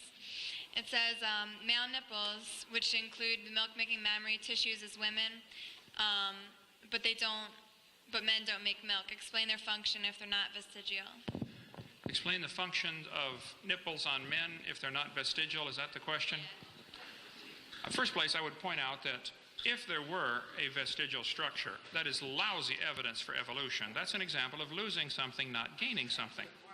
Evolution ought to have some examples where we gain something. So your question was, why isn't this example of evolution? Was that what was the question there?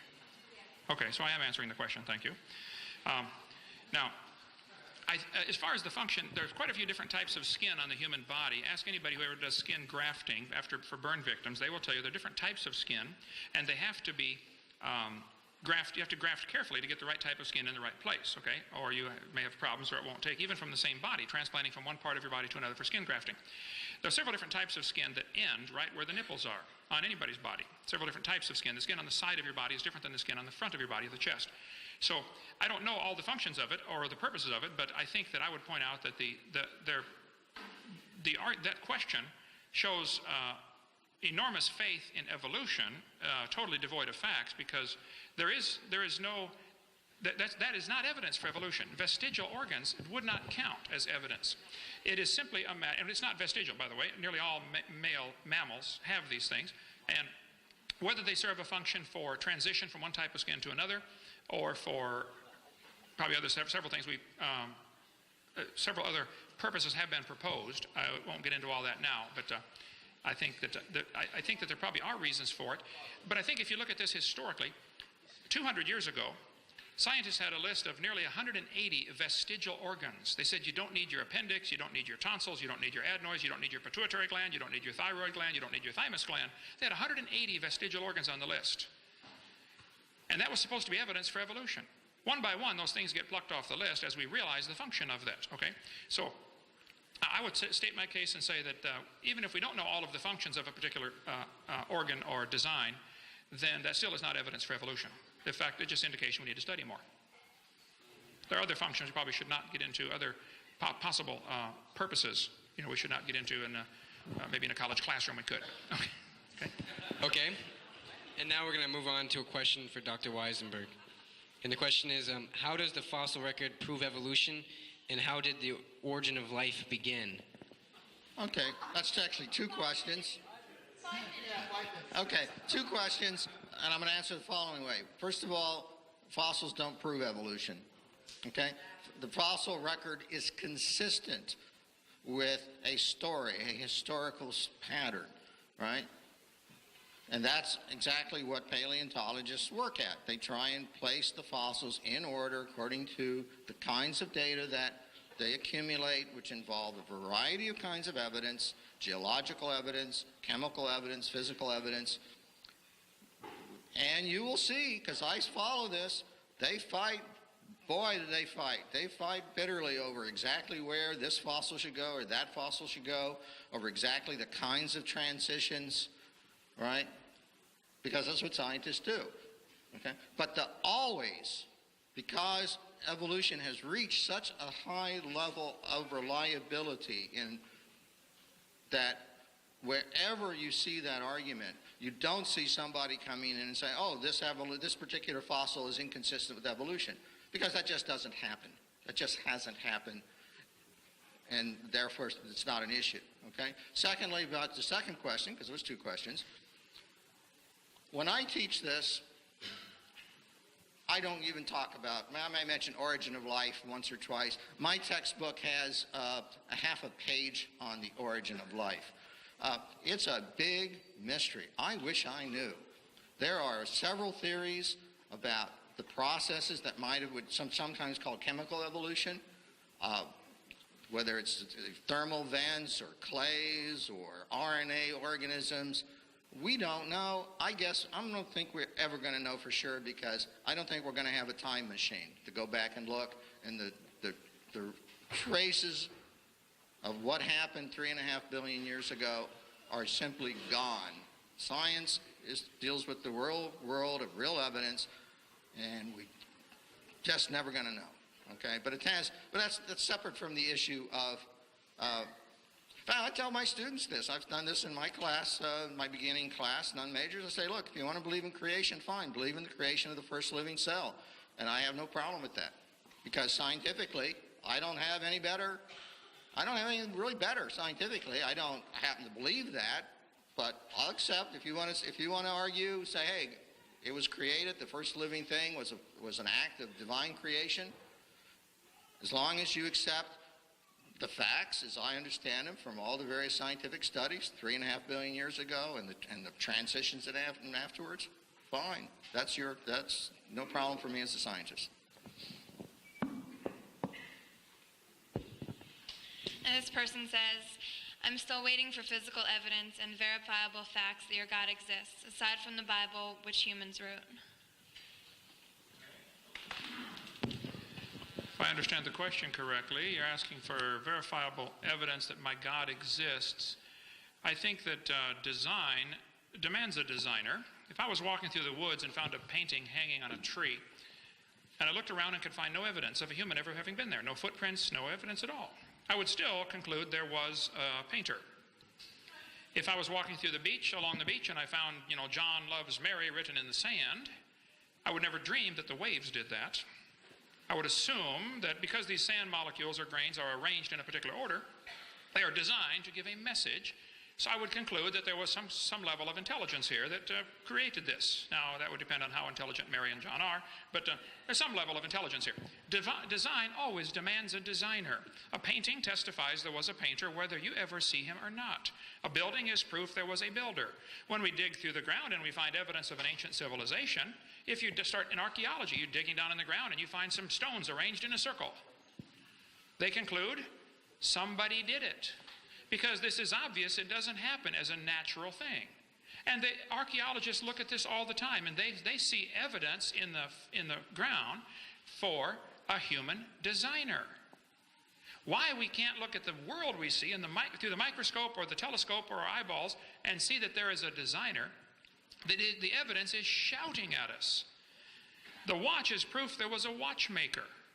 Now, some people don't like that idea because if there's a designer, then there might be some rules. And that's really what they're running from.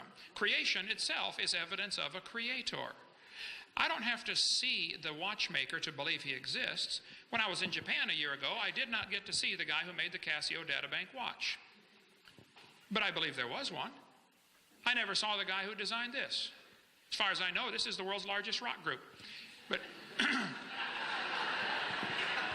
you can ask any evolutionist, say, fellas, and I like asking the question, I'll say, do you think is there any possibility in trillions of years that these faces could appear on this rock by chance natural processes like exfoliation or thermal expansion or, erosion or wind abrasion?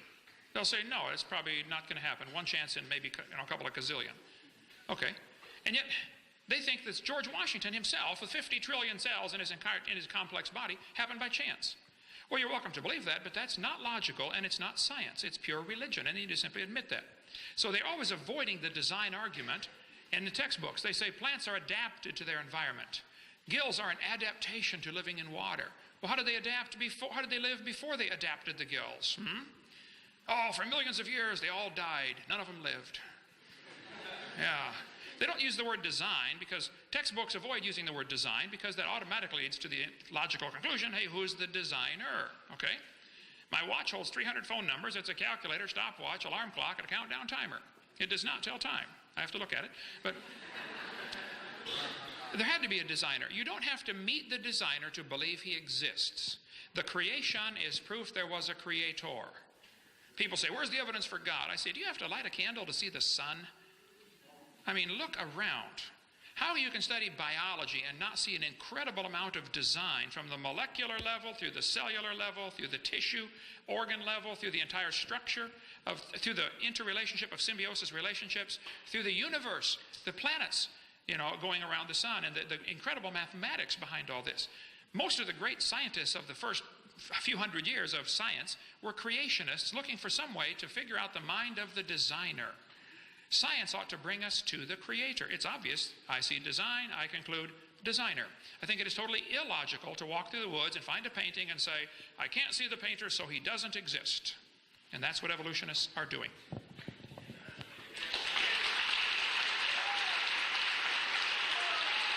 Okay.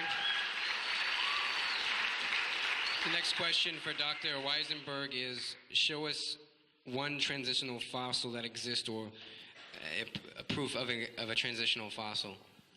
Oh, the transitional fossil story. Look, here's the harsh reality. There are many, many, many transitional fossils. They're in the museums. Go look at them. Oh, I didn't happen to have one in my pocket. I'm sorry. Did you bring God? Let me answer my question. Now look, every time something comes up, I had this our debate not so long ago, and of course you mentioned Archaeopteryx, which is a feathered dinosaur fossil, or a bird with teeth in its beak and dinosaur-like features. And of course, oh, that's a bird, no, that's a dinosaur. Well, look, what professional paleontologists do is they examine the details of the bone structure. They examine the teeth. They examine the ear bones. And what they do with that data is they create as best they can the pattern of change. And you can go into any journal of paleontology, there's lots of them, and you can look at that data if you're so inclined. That's what paleontologists do for a living. They work out those transitions. Okay? Now, the other thing about paleontologists in that job, it's awfully hard work for a very simple reason. When these events happen, the transitions happen, evolutionary theory tells us it happens in a very small population. It's the only possible way it could happen. All right? So there are some mutations, there's some combination of mutations, and a small population proves the fitness. The chances of finding those fossils are, in fact, it's hard, but they do find them. There are millions of them. No, I didn't bring you one, but if you like, sign up. We'll go to the museum together. We'll look at them, okay? That's not, I'm sorry. Look, what do you do with a feathered dinosaur? I don't know what to do with it. And by the way, yeah, there was a fraud, but after the fraudulent feathered dinosaur, there were several discoveries that are absolutely bona fide of feathered dinosaurs. So, that's just the way it is. And I'll say one thing also about this designer thing. I've been to the White Mountains. You ever see the Old Man of the Mountain in the White Mountains? Yeah. I guess that was the same designer. You can, in fact, you do see structures appearing by chance. And what evolution does is it selects those that work. That's all it does.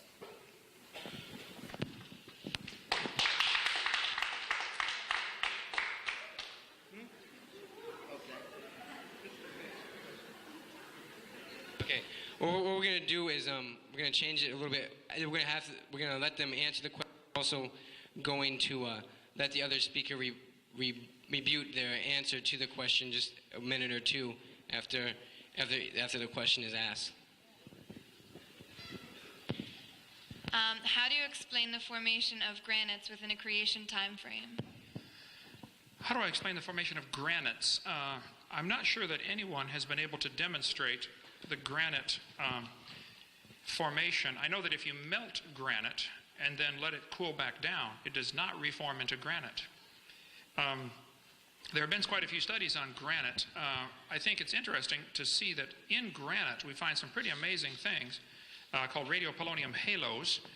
If I had a second, I would get to that. But these radiopolonium halos, Robert Gentry was one of the world's experts on the disposal of radioactive waste. He worked at Oak Ridge Laboratories in Knoxville, Tennessee area there. And let's see, I think it's right here, okay. Radiopolonium halos. I have over 5,000 pictures in PowerPoint, so it would help if you would ask the questions in the same order that I have the answers. Okay? Be a little quicker anyway. There's polonium halos on here. Halos. Was the Earth a hot molten mass? There you go. Okay, good.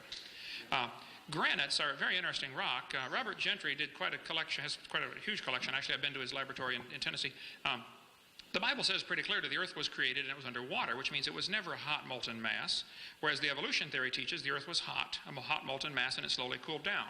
These are clearly contradictory. Somebody is obviously wrong. Either the earth was hot or the earth was never hot, a hot molten mass anyway on the surface. Robert Gentry's website is halos.com if you want to get all the details on that. In the laboratory, under the microscope, they've discovered, looking at granites, they see all sorts of little radiopolonium halos, which is kind of like a hand grenade going off in a huge block of jello would produce a ring, a halo, that would, the fragments would be suspended in the jello. Of course, we don't see this in water because the fragments fall apart. We don't see the 4th of July fireworks make their ring and then stay there in the air because they all fall down. But in granite, we find these polonium halos, indicating the rock was never a hot molten mass because these halos would have flowed away. Polonium has a very short half-life, anywhere from 64 thousandths of a second to 2 minutes, I think. So the existence of these halos is really a mystery to those who believe the rock was a hot molten mass. And I think you'll find, if you go to the website halos.com, you'll find lots of evidence on this. Robert Gentry published in major magazines. Science journals published his stuff for years until somebody realized, ooh, do you realize this proves the Big Bang theory's wrong? And his research funding was shut off like a spigot because anything that doesn't go with the evolution theory will not be supported. Just like if a teacher stood up in the Soviet Union 10 years ago and said, I don't believe in communism, they would find themselves out of a job. And if a teacher in this university said, I don't believe in evolution, they probably would find themselves out of a job. There is not academic freedom in places like this. Okay, go ahead. Would you like to give a rebuttal to that at all? Okay. We'll move on to the next question to Dr. Weisenburg. And the question is, Dr. Hovind in his presentation disproved the geologic column and the Big Bang theory. Do you believe that the Big Bang theory and geological column, if they were false, that evolution could still be true? And if not, why did you not defend them?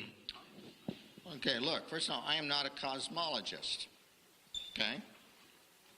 I actually had a roommate who was a astrophysicist once, if that helps.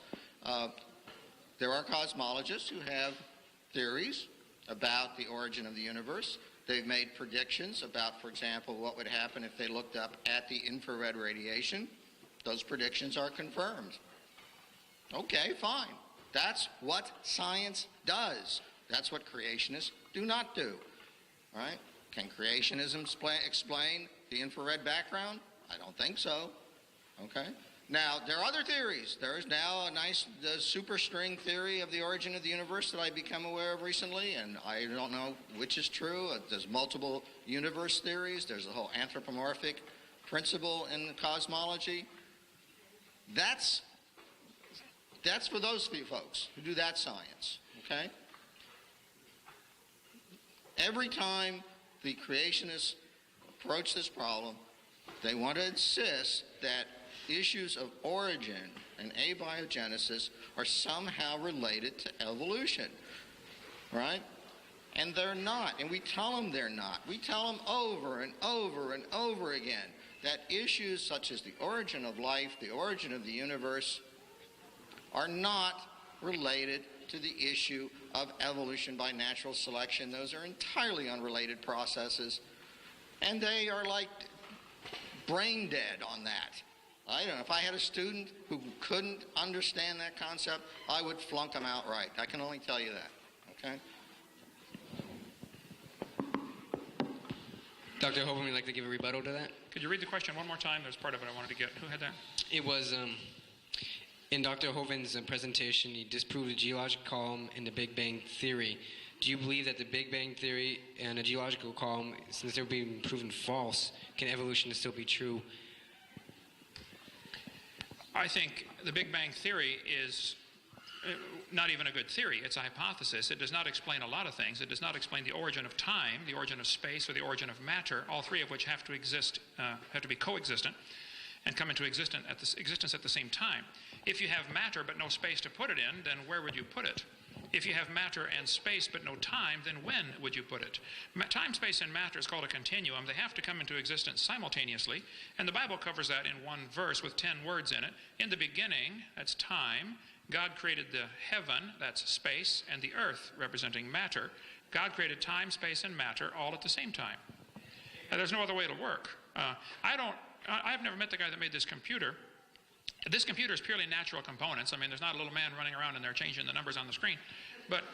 And it works on natural processes. But the fact of the matter is the guy who created the computer is not in the computer. He's outside of the computer, above and beyond the computer, okay? And the God who designed this world is above and beyond this world. He's not locked into the same laws that we are. He's not locked into the laws of time, space, and matter. He created those things. He can be right now in yesterday or today or tomorrow. He can be right now at all places at all times simultaneously. So that's the God that I worship anyway. So I see no evidence whatsoever. I've not seen any evidence presented tonight. I was going to try to find the slide. Like I said, I've got 5,000. I didn't find it. Evolution is like a shell game where they put the pea under the nut, and they move them around, try to get you confused. Oh, which one's got the pea? The geologist is always saying, well, the biologist has the evidence. And the biologist says, oh, no, the anthropologist has it. And there's no pea under any of them. Nobody has the evidence.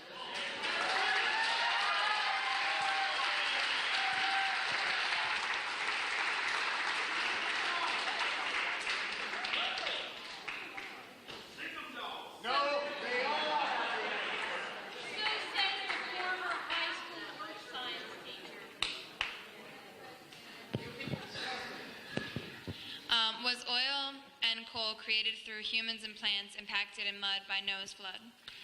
I think there's ample evidence that oil, I don't think you find a lot of argument, if you get me on, okay, I don't think you'll find a lot of argument about the oil formation, that it had to be from natural sources, okay? This textbook, for instance, says the formation of both oil and natural gas here is from the decay of organisms that once lived in the sea. They are changed by heat and pressure into oil. Scientists can make oil pretty quickly in the laboratory. There's an article in the U.S. Department of Interior Bureau of Mines, clear back in 1971, where they made oil in 20 minutes out of organic waste. In Australia, they have a factory that takes sewage sludge and produces oil in 30 minutes. So it can be done very quickly. Sinclair Gas Company has the dinosaur as their logo because they say the dinosaurs turned to oil. It used to be called opaline oil, then became Sinclair. They say it mellowed for 80 million years. Well, I disagree. I think the oil formed very quickly during the flood in the days of Noah, when thousands and billions actually of plants and animals and things were buried. The way to explain the fossil fuels that we have, be they oil or natural gas or coal, those were all formed during the flood, I believe, because they all require rapid burial. Some people have tried to propose that maybe coal comes from a peat bed. I was just been in Ireland and North Ireland and Wales here recently, and there's a lot of peat over there. You can dig up your ground, dig up your yard, let it dry out, and burn it. It'll burn. It's very highly organic. It's a substance called peat. However, peat, as it gets compacted over the years, always has thousands, if not millions, of little root canals through them where something grew on top. When you look at coal, you do not find these root canals in the coal. Those who study coal, I think, will tell you that the coal had to form. I've got pictures on that here. Let's see. Coal formation. There we go. Coal had to form very quickly by probably huge mats of vegetation that are buried under deep sediments. Coal can also be produced in a few hours. In Organic Chemistry book here in 1984, they talked about how coal can be formed in 36 weeks, heating it just to 150 degrees centigrade. You raise the temperature, the time goes down. Coal can be formed rather quickly. I think the best explanation for the coal that we find in the world is during the flood in the days of Noah, there were huge vegetation fields floating around. Trees would get uprooted. They would float for years, like the Mount St. Helens. I just flew down to Mount St. Helens Spirit Lake a few months ago. They have several million trees were blown into that lake. About 20,000 have now sunk to the bottom. The rest are still floating. It's been 22 years, they're still floating there. As they float around, they're going to drop off lots of vegetation. And during the flood in the days of Noah, you would drop off, vegetation fields as it drifts by. A few weeks later, it comes past again. By now, there are layers of sediment in between. And I think the best explanation for this strip mines that we find, coal is nearly always found in layers. And it does not have the root penetration from another forest growing on top of it. It's just simply, solid rocks of vegetation packed with no root penetration.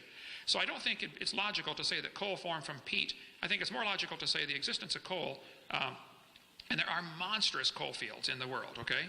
I was in Spokane, Washington yesterday. There is a giant coal field just near there that is 10,000 square miles of coal 200 feet thick, containing all sorts of trees that are petrified, running all sorts of different angles. The best explanation for coal formation is a flood. The best explanation for oil formation is a flood when organisms that are living are buried real deep under enormous amounts of pressure. It can be done in the laboratory in a few hours. It takes a lot of heat and or pressure. That would be best explained by several thousand feet of mud and sediments and rocks being deposited on top of zillions of dead things.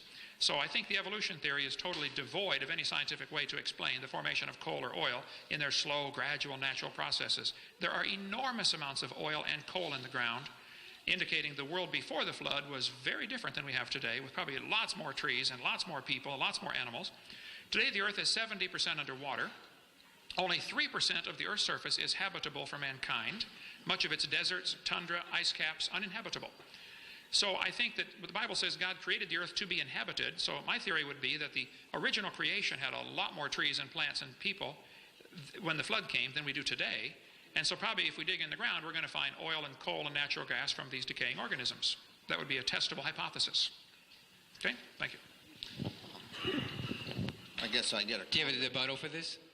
Well, I mean, this is one of these things. You can read in Scientific American the responses to this stuff. What can I say? You've got professional geologists who work for oil and coal companies, and trust me, they don't buy into this flood thing. And the poor miners who are stuck hundreds of feet underground in the coal mine accident recently in Pennsylvania, probably would be a little puzzled to learn how that coal got placed hundreds of feet underground, right? So, and in such thick layers, as he says. So, I'm always amazed by the creationists who are all of a sudden instant experts on things I wouldn't even pretend to be an expert about. Geology, oil geology, coal geology. Now, we had this little discussion earlier about who do you trust. I didn't wear my button. I was tempted. I have a big button that says, "Trust me, I'm a scientist." And I thought that little bit of self-humor might not have been understood. But, at some point in time, you either have to believe one or two things. Either all of the scientists that study all of these various aspects of the natural world have somehow lost their collective minds or intelligence, or they're part of some conspiracy, they're afraid of losing their jobs, I don't know what all, but there they are, they're publishing articles every week, thousands of articles come out, all of which are consistent with the same evolutionary picture, and apparently they're just all deluded. I don't know what else to say, but I can't sit up here, the creationists will come out, because they ignore any real facts, and they'll come out with some hypothetical that can be easily disproved, but not by me at this instance, because what do you have to do? You have to study geology, you have to study paleontology, you have to study genetics and molecular biology and anatomy and astronomy. Okay? And I actually happen to trust most of those people that publish in those areas. I think they're probably pretty smart guys and pretty decent scientists. And I trust them a hell of a lot more than I trust creationists who's never specialized in any of those fields.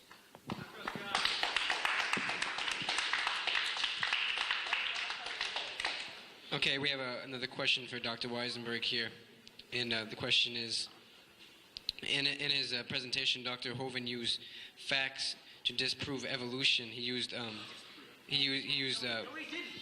please be quiet. He used the facts to disprove evolution, and according to the scientific method, if the facts that are found disprove the hypothesis is supposed to be thrown out. So if these facts do truly disprove evolution, then it doesn't, according to the scientific method, it should be thrown out. Oh, absolutely. If the facts disprove evolution, I'll abandon it in a microsecond. Okay?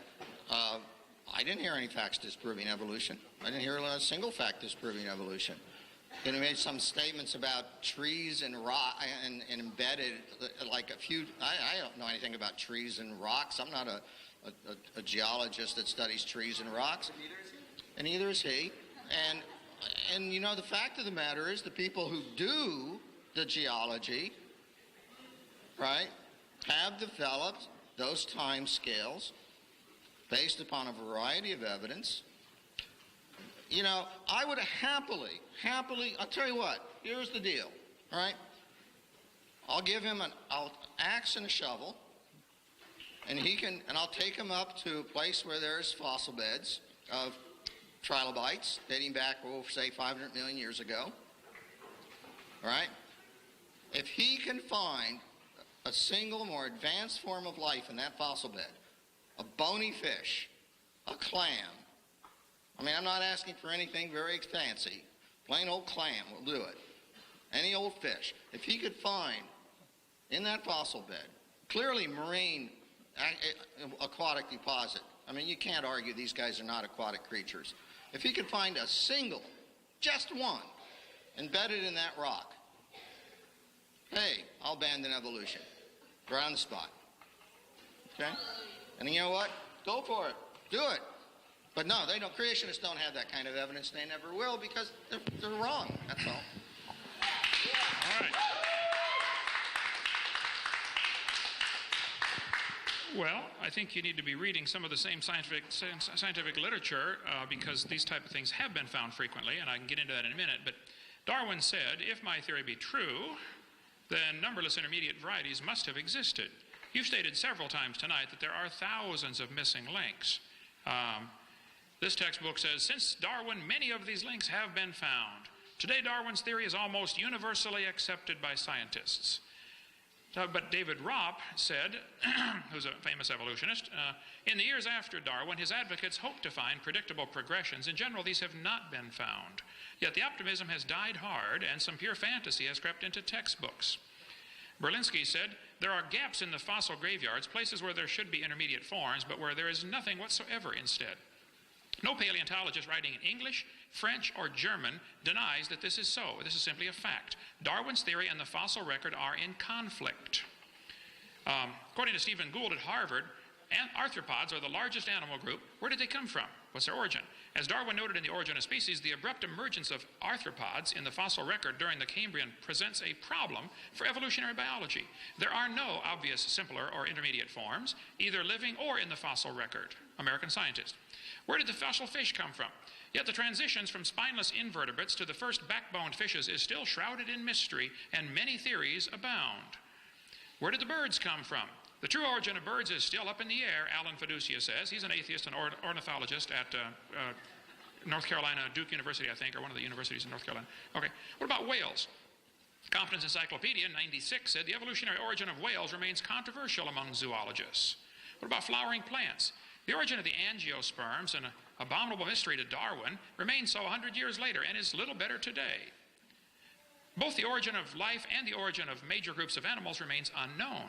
So if you're telling us there are fossil intermediates, you are either confused by something somebody told you, or you're deliberately lying to these students because the experts say there are not intermediate fossils. Okay?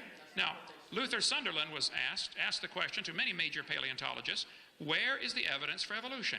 You mentioned you would take us to a museum and see one, okay? The largest museum in the world, the largest fossil collection in the world, is the British Museum of Natural History. Colin Patterson was the curator of the fossil collection. 250,000 fossils on display. Luther Sunderland asked Colin Patterson, he said, Mr. Patterson, I read your book about evolution, but I noticed you didn't show us any intermediate fossils. You didn't show us any missing links. Where are they? Here was Patterson's response. I fully agree with your comments on the lack of evolutionary transitions in my book. If I knew of any, fossil or living, I would certainly have included them. I will lay it on the line, there is not one such fossil. Now, you students, listen carefully.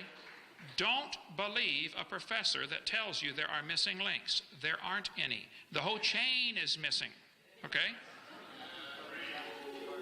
Stephen Gould said the absence of fossil evidence is a problem for evolution. Yeah, I guess it is. They got a great theory. They like the theory. If only we had the evidence. That's why guys like Richard Goldschmidt, Joe, you invited me to speak, invited him to speak, okay? Would you take care of this person who can't control himself, okay? If you want to get your own crowd, you go get your own crowd, okay? But you are not the speaker tonight, so shut up.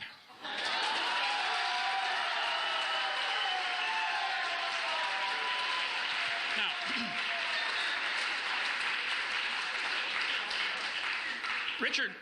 Richard Goldschmidt said 60 years ago, the first bird hatched from a reptilian egg. Stephen Gould and Niles Eldredge have resurrected this stupid idea with the new theory called punctuated equilibrium, which basically is the same thing with a new coat of paint on it, that we don't see any evidence for evolution because it happened so quickly. Well, this is what they're saying is we don't have any evidence, so that proves it happened. Basically, there are two theories about evolution. One is called gradualism, and the other is called punctuated equilibria. This textbook says, which theory best describes the organism's evolution, gradualism or punctuated equilibria? And they tell the students to think critically. Well, students, if you want to think critically, you want to really analyze, maybe neither of those is correct. You see, according to the evolutionists, there are only two choices. Evolution happens slowly, like Darwin said, or evolution happened quickly, like Gould said. They do not seem to be capable of thinking outside the box. Maybe it didn't happen at all. There's no fossil evidence for either theory. And plus, fossils wouldn't count anyway. All we find is fossil evidence is proof of a flood that destroyed these creatures in catastrophic burial position. Thank you so much.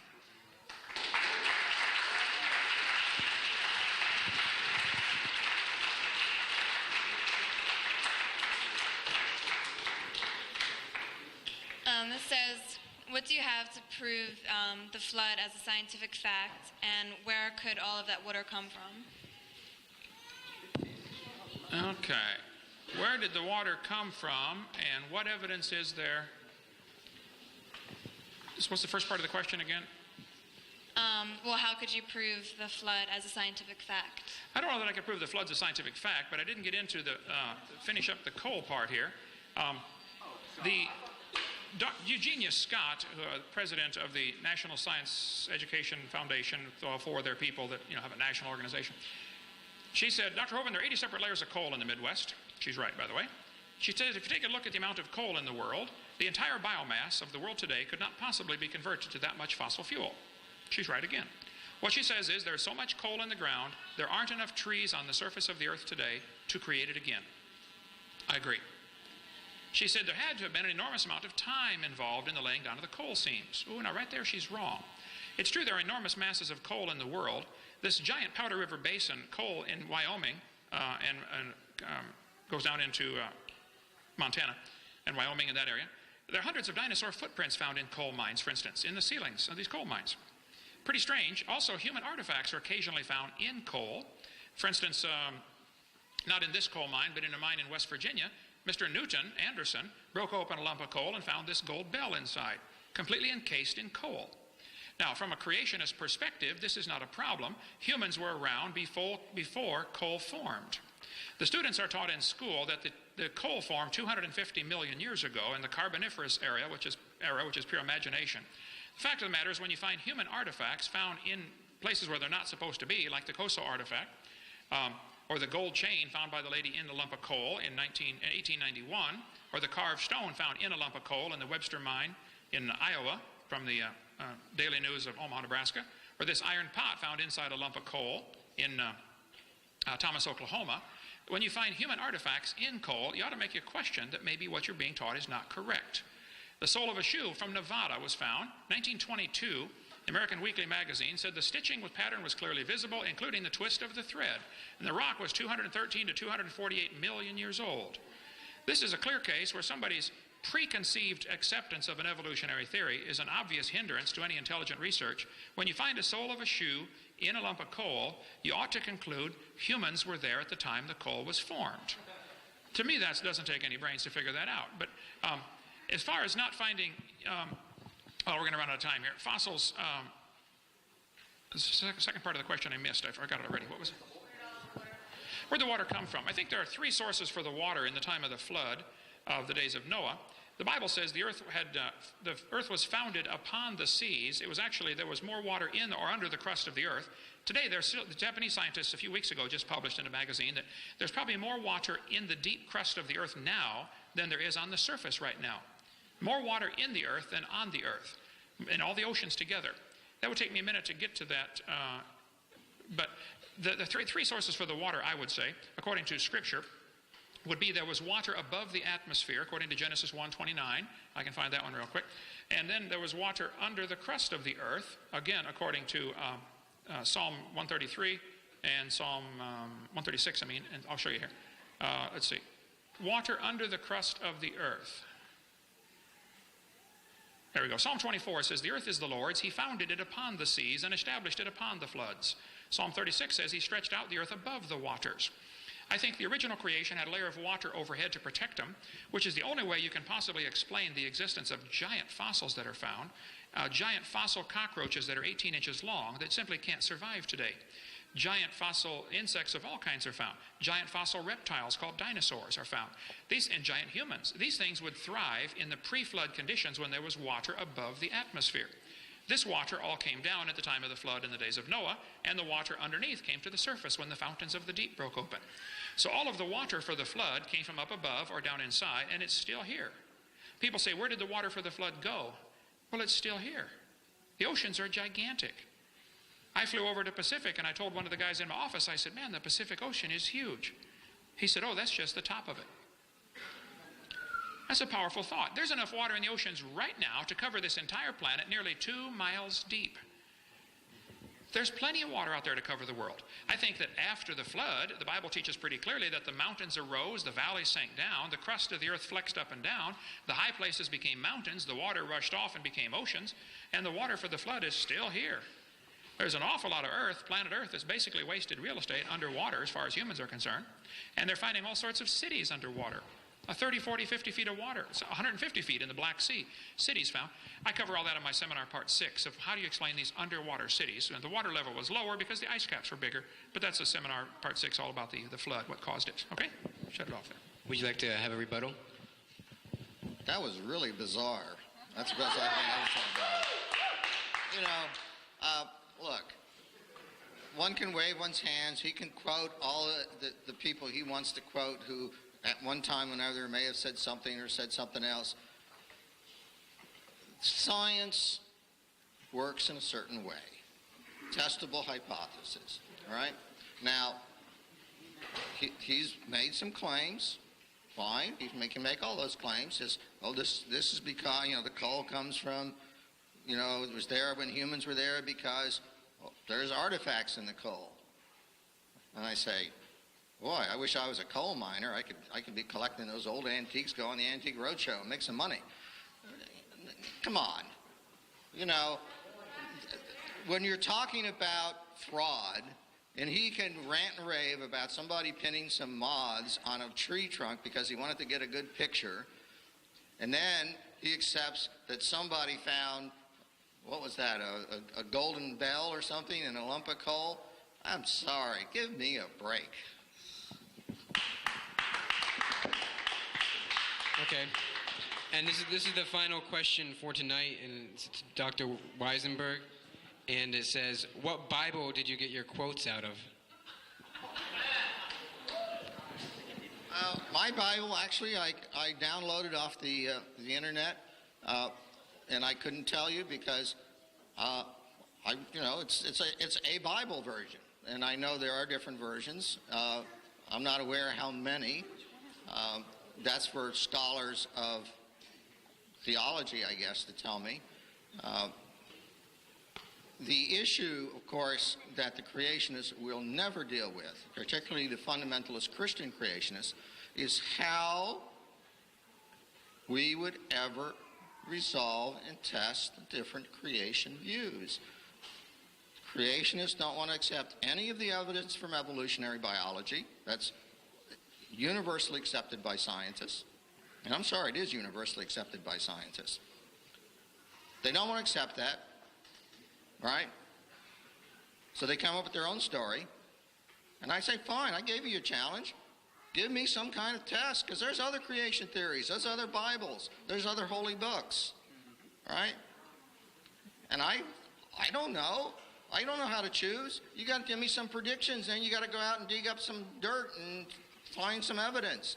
You got to date some rocks, you know? You say it's 6,000 years old, prove it with some kind of evidence where you date the rocks. Evolutionists are dating the rocks. They have their techniques. They agree on it. They accept it. All the geologists, physicists, and chemists accept it. Well, that's for the creationists. And until they do that, until they can come up with something, anything, which will allow their theories to be tested, you cannot make science simply by attacking somebody else's hypothesis or theories. I've been a scientist, and I know that. If you don't have a better theory, and you can't provide evidence for your theory, right, and have it peer-reviewed, then you're not a scientist, and you shouldn't be in that place. Look, I would not want to go into your church, your place of worship, right, and say, excuse me, you're a tax-deductible organization. I have a right to come in here and teach your children that there is no God, right? And I would no more do that than the creationists should do what they've been doing. And I think that's really the fundamental problem. Let religion stay in the churches, in the home, in the family, where it belongs. Okay, and we're gonna end with giving Dr. Hovind a rebuttal. He mentioned 6 or 7 things here. Let me get as many as I can. He's mentioned about the church, being tax deductible. I'd like to point out this university is also tax deductible. And you're preaching one religion right here, the religion of evolution. It's worse than tax deductible. It's tax funded. Okay, you have both tax deductions. They don't pay tax property on this tax on this property that this building sits on. They also get paid to build this building by tax dollars. So you have a real serious problem. Churches may be tax deductible, but they're not funded by taxes. So you have 2 strokes against you there. Secondly, you mentioned about better, I didn't get to finish to write your quote down here. Let me skip that and watch the tape. You mentioned about other holy books. I stick with the King James Version of the Bible for multiple reasons. I'm very nervous about some of the other so-called holy books we see in the world. Go ahead and get me on there. What happened? Hit it again, would you? For instance, in the Quran, it says, Allah told Muhammad that those who opposed his message should be killed, or they should be nailed to a tree, or their hands and legs should be cut off. In Surah 47, he says, when you meet those who disbelieve, smite at their necks till when you have killed and wounded many of them. The last hour will not come before the Muslims fight the Jews and the Muslims kill them. So I get a little nervous about some of these other so-called holy books that have it as part of their teaching that anybody that won't become what you are, you kill them. Okay, I'm definitely not in favor of that, okay? Christianity is certainly very tolerant of all sorts of other religions. Our country was founded so people could have religious freedom. Secondly, you said creationists do not want to accept evidence that is universally accepted. I have asked repeatedly, what evidence do we have for evolution? I think I pointed out tonight in my first session that all of the so-called evidence that is used to support the theory has been proven wrong. I'm just asking that the lies be taken out of the textbooks. If you have some real evidence and you're saying that it exists and museums are full of it, you're mistaken. Handing me a magazine is not evidence for evolution. I'll be glad to review these articles if you'd like an honest answer. I would like to point out, though, that many scientists disagree. There are at least 8 different flavors of evolutionists, okay? And they're all, you mentioned several times tonight, they're all arguing among themselves, you know. But the fact of the matter is the argument's closed to real criticism, just like the argument about communism was closed to real criticism in the Soviet Union for many years. They would argue among themselves about, you know, what type of communism is best, but you don't ever question, is communism good at all? And it's to the point today where you don't question evolution in the university. You only question which type of evolution is good. I think you have a very closed-minded society here in this university where they're only presenting evidence for one side. There is ample evidence this Earth is not billions of years old. I think that ought to be presented to the kids. For instance, the moon is moving farther away from the Earth every year. The moon gets about 3 inches farther away every year. Obviously, that means it used to be closer. If you go back in time, at some point you have a problem because the closer the moon is, the higher the tides get. You folks may not worry about the tides here, but in Pensacola you worry about the tides.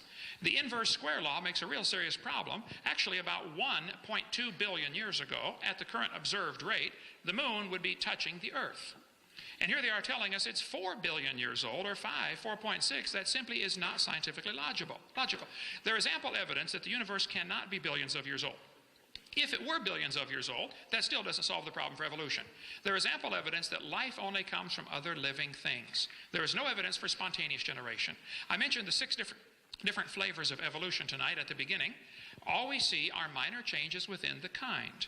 Now, if somebody wants to believe it was different long ago and far away, well, you just enjoy yourself. But that's a fairy tale for grown-ups, okay? I'm convinced, after studying this for 30-some years, people choose deliberately to believe in this theory, which is totally devoid of evidence, for all sorts of reasons. Some believe it because that's all they've ever heard. They've never heard the other side.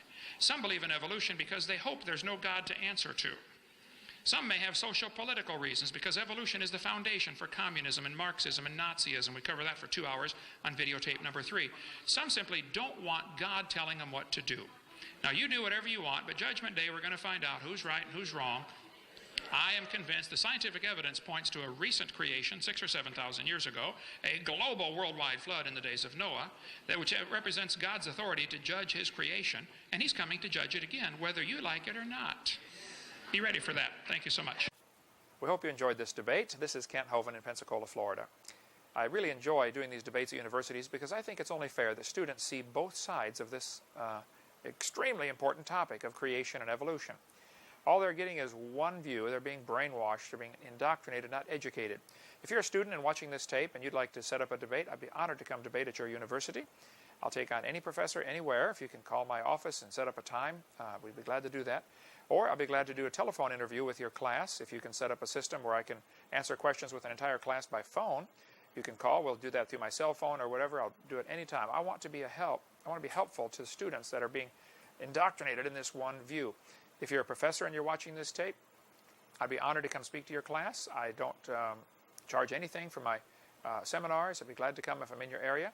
I'll take any questions any students have. I think it's really a wise thing to do to educate students, to get them to see both sides. None of our material is copyrighted. If you'd like to get our materials, we have lots of videotapes on creation and evolution, and I think you'll find it very helpful. If you are watching this tape and you've not trusted Jesus Christ as your Savior, nothing else matters. It doesn't matter how much money you make or how big a car you drive or how big a house you have. The Bible says without Christ you're lost and you're going to hell. The Bible says God is angry with the wicked every day. God absolutely hates your sin and my sin. But see, mine has been forgiven. I'm still a sinner and I deserve hell, but it's been forgiven. That's the difference. And that's what he wants for you. If you've not trusted Christ as your Savior, you need to do that right now. Basically, it amounts to a simple confession that you've confessed to God, Lord, I have sinned. I have broken your laws. I've sinned. I've disobeyed you. And if you don't believe you have, then you're really deluded. Okay, read through the Scriptures, read through the 10 Commandments in Exodus 20, and you'll see you've broken God's laws. And then you say, but Lord, I believe you died for me, and I'd like you to forgive me and save me. February 9th, 1969, I prayed a simple prayer. I said, Lord, I am a sinner. I know I deserve to go to hell, but I know you died on the cross to pay for my sins, and I'd like you to forgive me and save me right now. And on that day, Jesus Christ became my Savior. Now, I've been trying to grow and be a good Christian and be a good follower of His. Don't always succeed at that, but that's the goal now, is to grow, to be a good Christian. You don't grow to become a Christian. You become a Christian by getting born again. That takes a few moments of receiving Christ. growing takes a long time. And we'd be glad to help you in your Christian growth. If you have become a Christian, give us a call.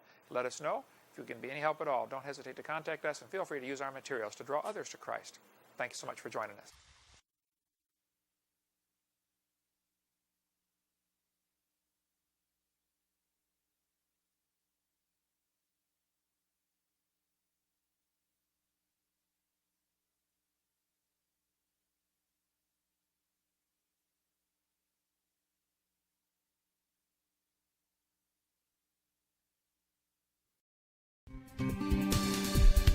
Do you want to know more about how to combat the godless theory of evolution?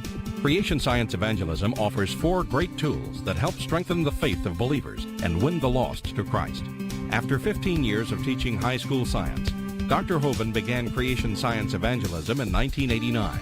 We are a ministry that is dedicated to providing tools which will help you combat the evolution philosophy that is destroying the faith of millions every year. The first tool Creation Science offers is their powerful, life-changing video series. Over the last 12 years, well over 1 million videotapes of Dr. Hovind's seminar have circled the globe. They are reaping a harvest of souls for the kingdom of Christ, as well as helping restore the faith of many thousands confused by the evolution propaganda to which they've been subjected. These videos are available in English, Russian, French, Spanish, Japanese, and sign language.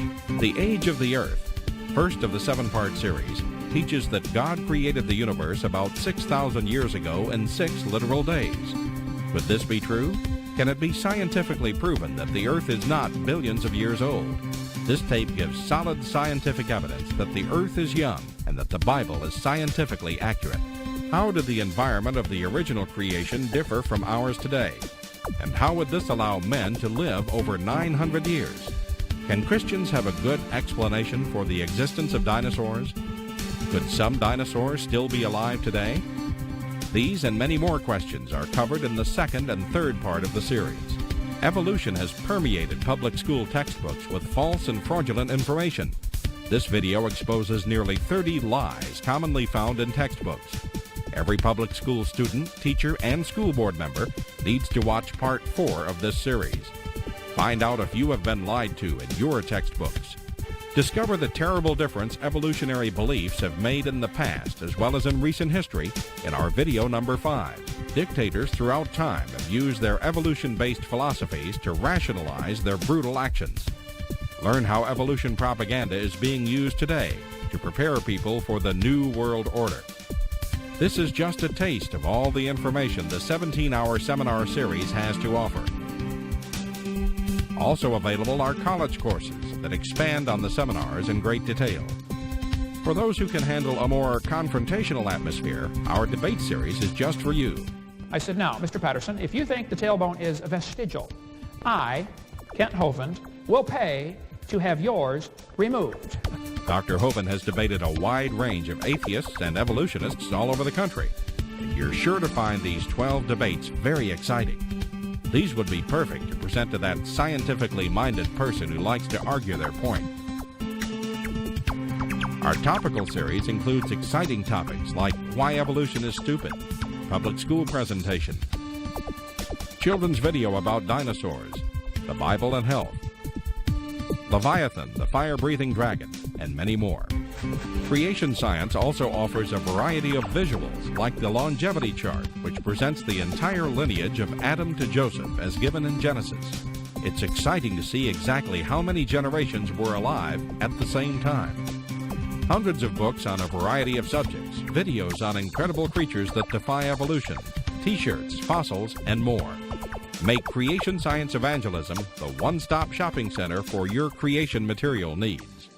Our 2 websites, www.drdino.com and www.dinosauradventureland.com, provide our second tool for evangelism. drdino.com is packed with lots of information, from charts and graphs to articles and frequently asked questions. This is also where you will find more information on all of the products CSE has to offer. DinosaurAdventureland.com is great for the kids. They can play lots of fun games and see unusual rides and activities located at Dinosaur Adventureland in Pensacola, Florida. Thousands visit our sites regularly to gain insight into God's creation. The third tool available to you is the live seminars conducted by Dr. Hovind and his son Eric. Since 1989, Dr. Hovind has held seminars and debates in hundreds of churches, schools, and universities in 49 states and 30 foreign countries. His fast-paced, illustrated seminars cover diverse topics such as evidence for a young Earth, how long Adam lived, dinosaurs living with man, where races came from, radiometric dating, and much more. Our fourth tool is the new, exciting Dinosaur Adventureland. Many thousands have come from all across America to visit our museum, creation bookstore, science center, and theme park, where God gets the glory for science.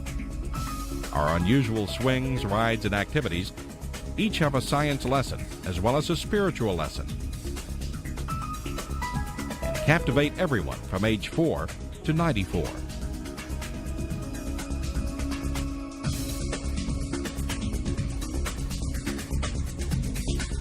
To order material, find out how to schedule a seminar at your church, or get more information about Dinosaur Adventureland, write to us at Creation Science Evangelism, 29 Cummings Road, Pensacola, Florida, 32503, or call us at 850-479-3466, or toll free in the U.S. 877-479-3466.